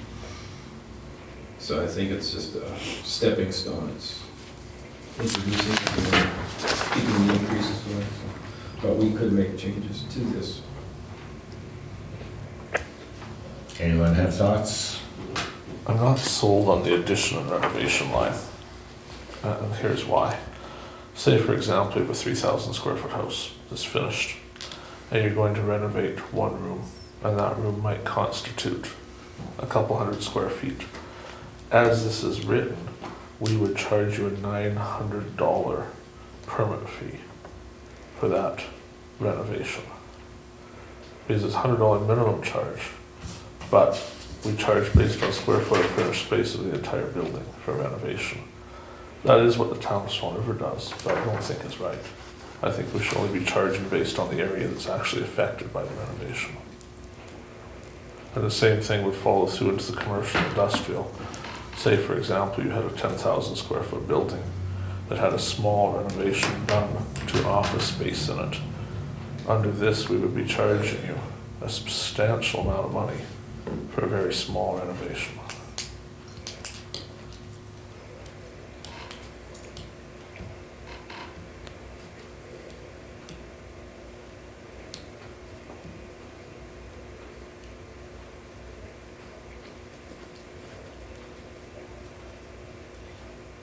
Any other thoughts or questions?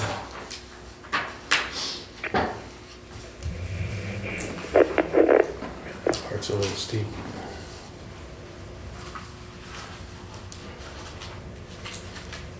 The minimum charge, I think, is appropriate. The minimum charges, That's Yeah, certainly- no, that's, yeah. Yeah, I think it is too. But not, I don't want to see somebody getting a $3,000 charge because they renovated. Is they put the kitchen Well, covers in their their house, house, yeah. yeah. I'll get clarification on that. I don't have. Yeah, I don't- have that's- a resolution to pass that tonight. I just, It's not for really fair information. So because you if want we to have this type of upgrade or you information, want it'd to. be good, then we can go back and review it. Perhaps that wasn't the intent to charge the entire area, but the area that is being renovated? When I asked Mr. Rose the other night when we looked at this, his answer was that it was to charge the whole building. Because the top line says construction of the 1, 2, which I didn't believe should go with this anyway. Well, there you can But- understand because the whole Yes, thing it's a is- construction, right, but not, I agree with this. That doesn't specifically say it, but I No. assume that this That's why I renovation didn't. follows across to the commercial, but we should also clarify that. Because the way this is written, there's only a charge for commercial for construction. There's nothing in here that says there's actually a charge to commercial for renovation. So if our intent was to charge the renovation, it should be spelled out there. Yeah, it could be made more definitive. Yeah, because there would be some people who argue renovations are free for commercial, which maybe wasn't our intention.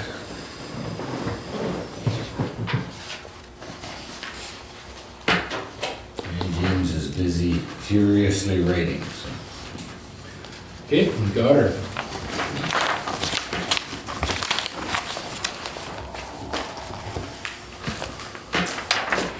Correspondence.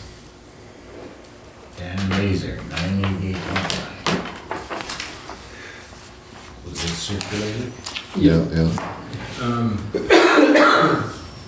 We passed a resolution earlier to support this. I think that his information is just basically saying that he wants the province and the feds to work together on it.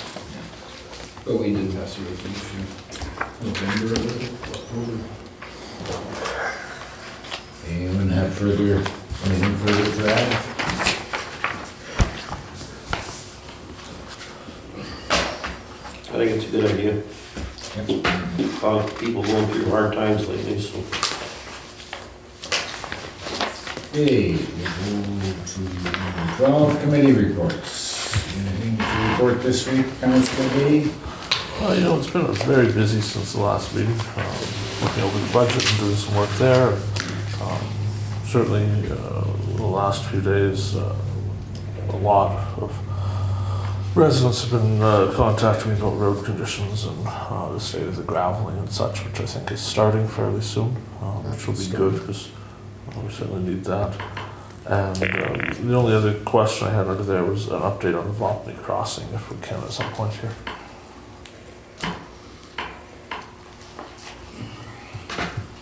Okay, thank you. Councillor Wills. I attended a budget meeting and a Swan Valley Rec meeting, both on the 13th of May. And other than that, yeah, I've been out and checked out the calcium that's going down. Looks good in my area, and I would agree with you that now you can see where we need gravel for sure. But the rain is making a mess, but it is going to help in the long run. So. Other than that, that's it for me. Okay, thank you. Councillor Foster. No, I don't think I had anything. Yeah. Okay, thank you. Councillor Kushniryk. Okay, I can only report on being at a RISE meeting and at a shared services meeting. So yeah, both committees are still moving ahead as usual. Okay, thank you. Councillor Blosha. I attended budget meeting, LUD meeting, transportation meeting, and I signed some checks for the Health Foundation. That was just on. I made it work so that I won't be coming in on my own. And I have a Health Foundation meeting next month, so. What foundation? Health Foundation? Gee, here. Okay, thank you. Councillor Pierrepont. I also attended a budget meeting, a transportation meeting, and a shared services meeting.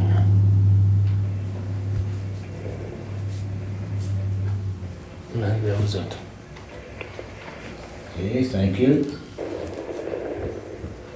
I also attended the transportation meeting, James. Councillor Wilson's trans meeting.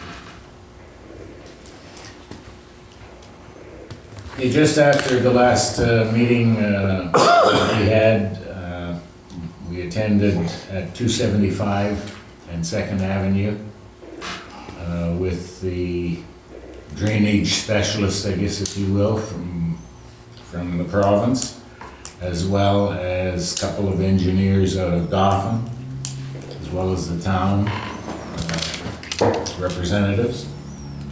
And they are going to be doing a detailed drainage review, I guess would be the best way to put it. We were pretty adamant that we felt that the existing drain with some clean out and proper sloping would handle the water, because it handles it now, or has handled it now in the condition that it is in. So we hope to, in the next month or two, hear something back in that regard, so that the province can actually slot it into their program for next year or late this fall. I also attended a budget meeting, transportation meeting, shared services meeting, and the RISE meeting.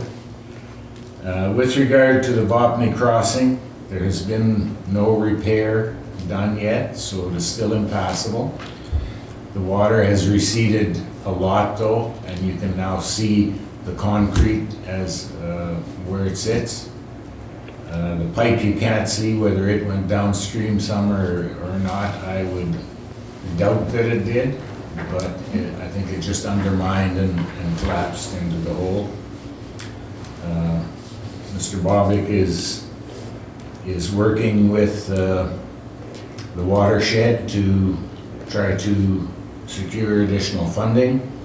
I think they've done the hydrology on it, and that report we should be having in hand anytime, I would hope, sooner rather than later.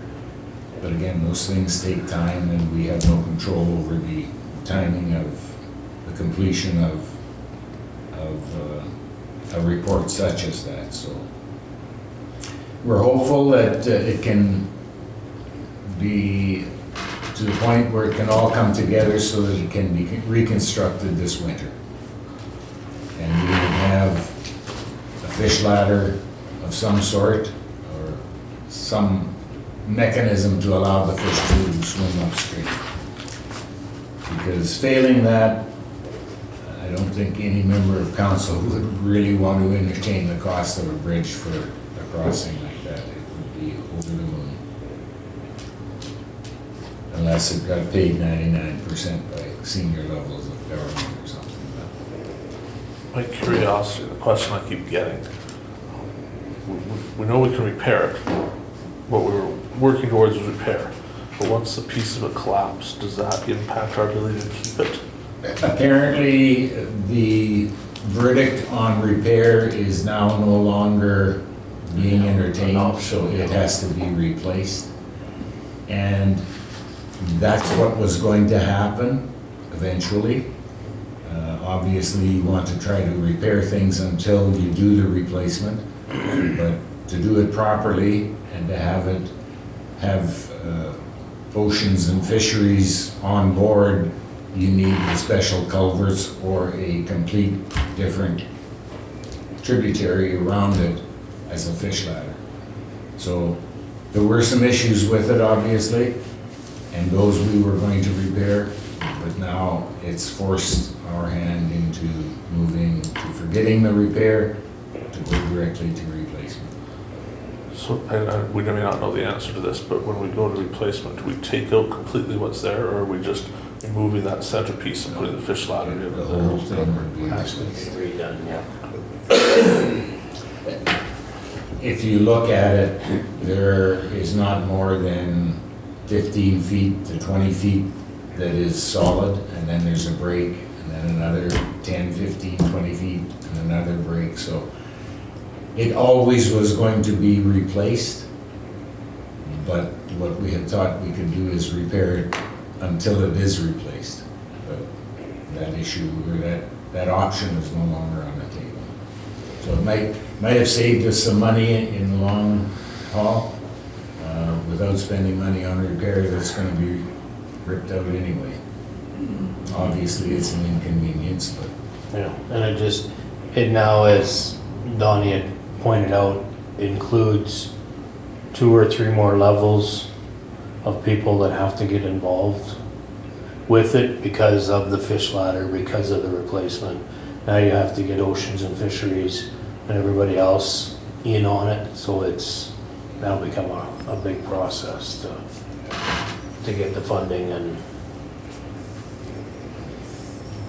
I know that that's not, the whole answer, but that's all we know at this point in time. So hopefully that will satisfy any taxpayer that has questions posed to you.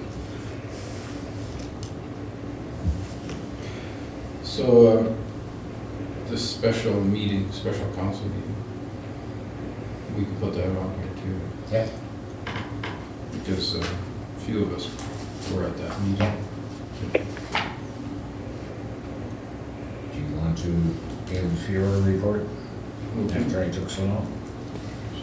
Okay, did the budget, the LUD, met at the Highway 75 and then the special meeting. And I put the special meeting down for Carrie, you were there? On the 13th. yes, Glen wasn't there. You were there.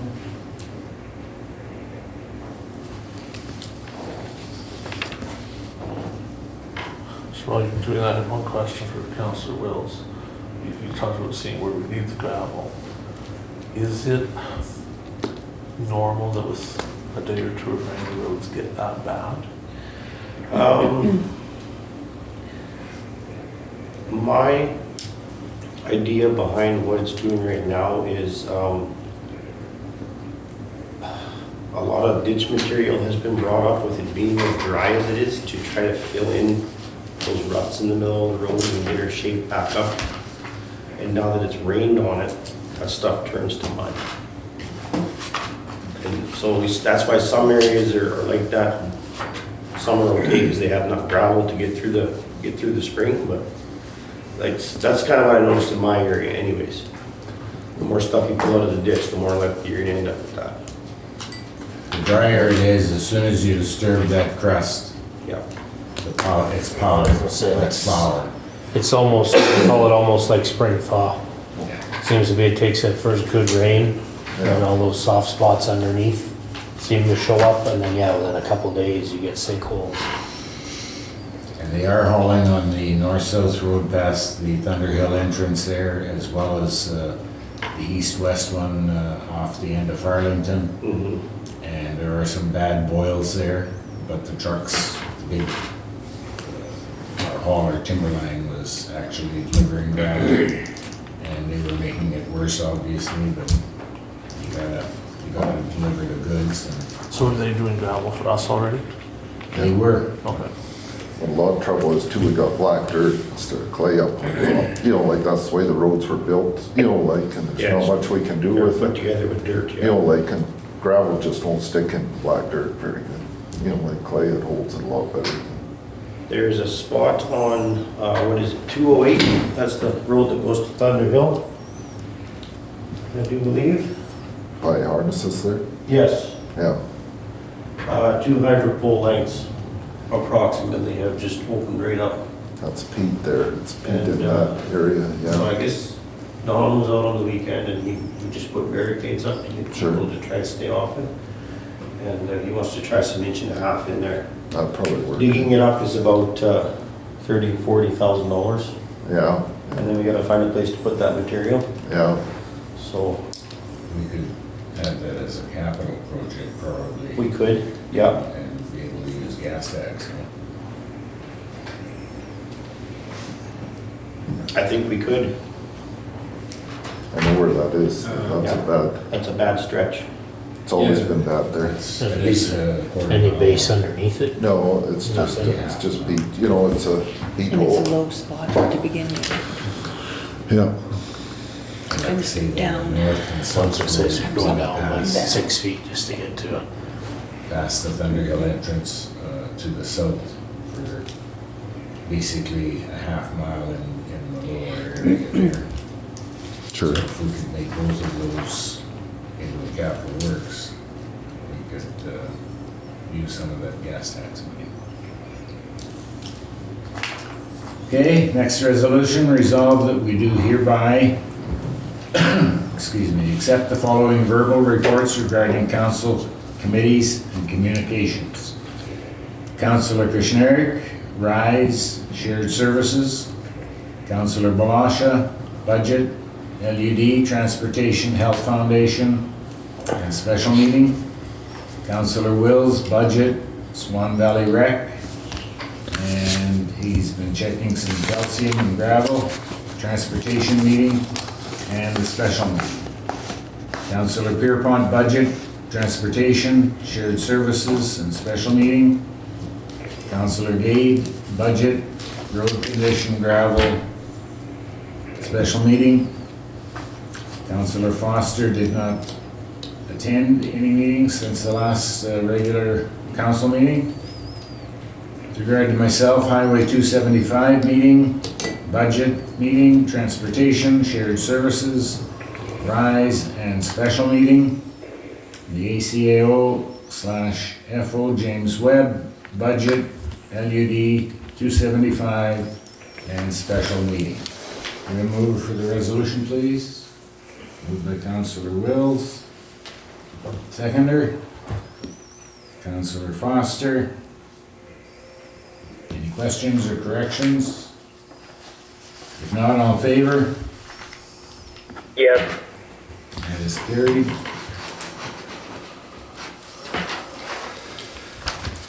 Okay, we have come to the point in our agenda where we open the floor up to question or comment with respect to topics covered by tonight's meeting. If anyone has a question or a comment, you have the floor. Yes, could you clarify 7.5, was that 28,000 or 8,000 on recycling rent? That was 28, I believe. 20. Thank you. And a comment, it is my understanding that the provincial government controls signage on intersections, both provincial and municipal, that you can go up from a yield to a stop sign, but not the reverse. No, I never heard that. I've heard that several times. It's all on us now. Yeah, we're the traffic authority now. We didn't used to be, but we are now. Yeah. And I know that on 212 and 165, the RCMP have said they're going out to check on the ones that like to slide on by. They'll be doing some ticketing possibly then. Yeah, and that I got directly from the RCMP. Okay, we'll check on that other comment that you had. So way to go, Meredith. Thank you. Sold everybody. Thank you. Have a good evening, everybody. Thank you. You too. Any other questions? Or comments? Bergen here, I have a couple. Who's that? Who is it? Jeremy Bergen. Okay, hi Jeremy, go ahead. The indemnity check, does that include the base monthly amount of $100 per counselor? Does it include the base? Base, yeah. Say that again. Could you repeat the question, please? Do the indemnity check, the number that's passed, does that include the base amount of $700 that's given to every counselor? 805. It's 700 possibly was what the amount was before, but for the past 2 years now, is it almost? It has risen to $805 for a counselor. Oh yes, that's right. Oh yes, that's right. Why? And these indemnity checks, I remember correctly. This is for April. Why is the number so low? This is the second meeting of the month, and indemnities are almost always paid at the first meeting of the month, except there was 2 months of indemnities that did not have the required paperwork ready for the first meeting of the month, so they're being dealt with at this second meeting of the month. Okay, so these are Councillor Gade's catch-up payments. You said it. Okay, very well. My second question, was there a date mentioned for the public hearing for the financial plan? June 3rd, pardon me, I believe is the date. Yeah, Thursday, June 3rd. Okay, very well. That's all the questions I have. Okay, thank you. Any other questions or comments?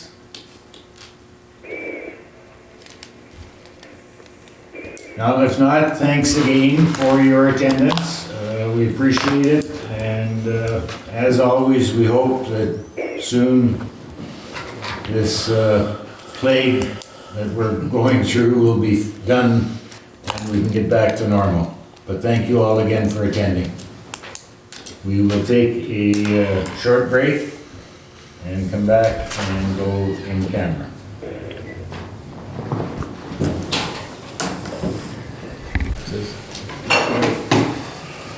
Okay, next resolution. Resolved that pursuant to section 152 sub 3 of the Municipal Act, the council as a whole shall go into camera and close the meeting to continue discussions regarding shared services, charities, code of conduct, and employee concerns. A mover, please.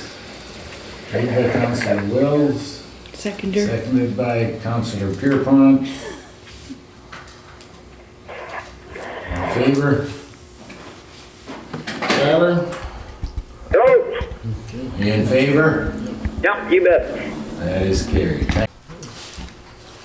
Resolved that pursuant to section 152 sub 4 of the Municipal Act, this meeting shall be reopened to the public. Mover, please. Moved by Councillor Foster. Second by Councillor Wills.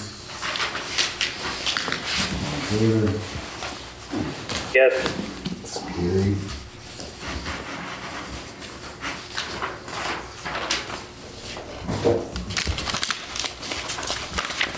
Resolved that in accordance with clause 8.5 of bylaw number 0002-15, the council shall extend the curfew by up to 1/2 hour in order to complete discussions regarding resolutions coming out of in camera. A mover, please. Moved by Councillor Pierrepont. Seconded by Councillor Kushniryk. Wills. All in favor? Yes. That's carried.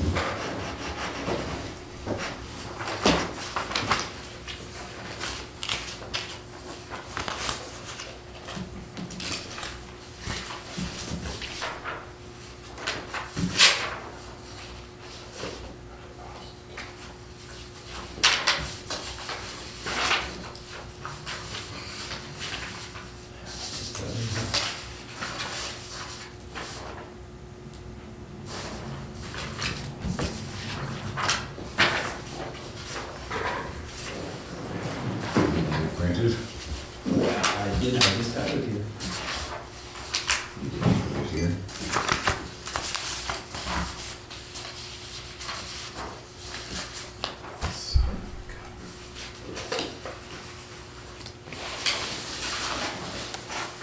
Like my 10 mil wrench every time.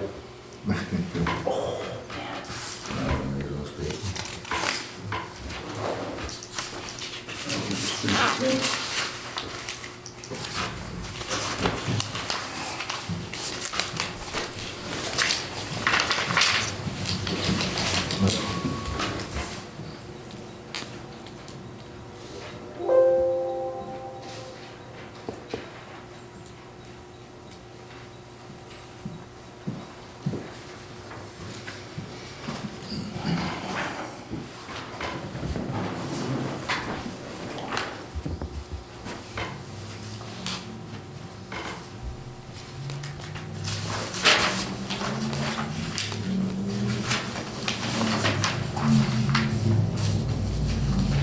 Done. Yeah, that's why I thought you were looking for another. Oh, I see. I was thinking about something else. Actually, I can't think, maybe we'll stop.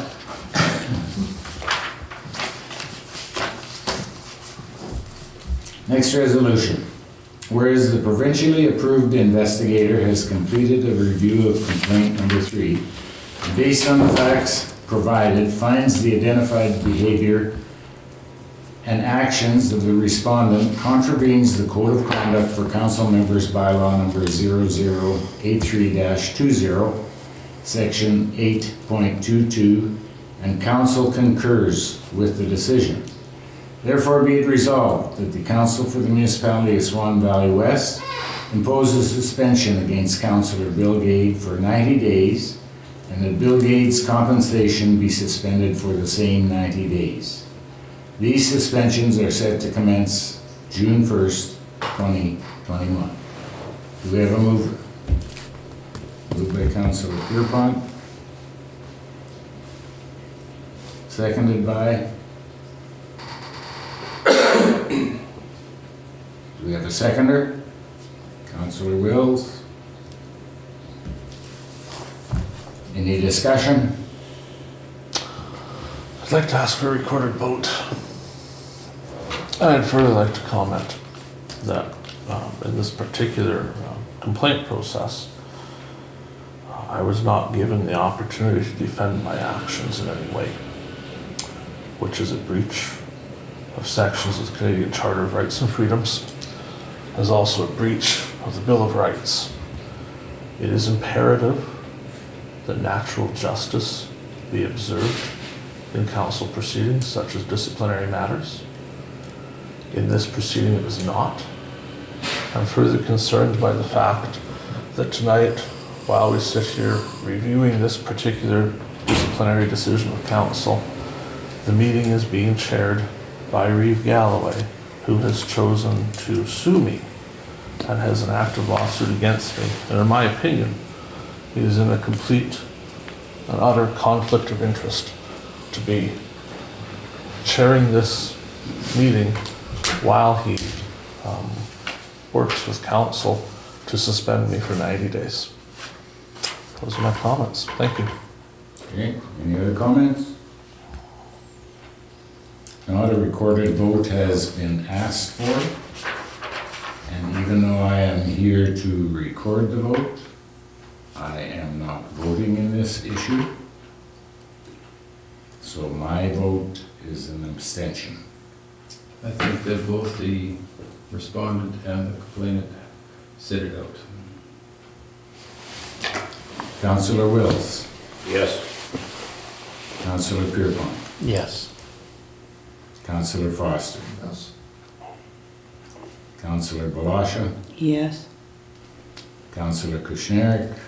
Yes. Councillor Gade. I abstain. The motion is carried 5 yes, 2 abstentions.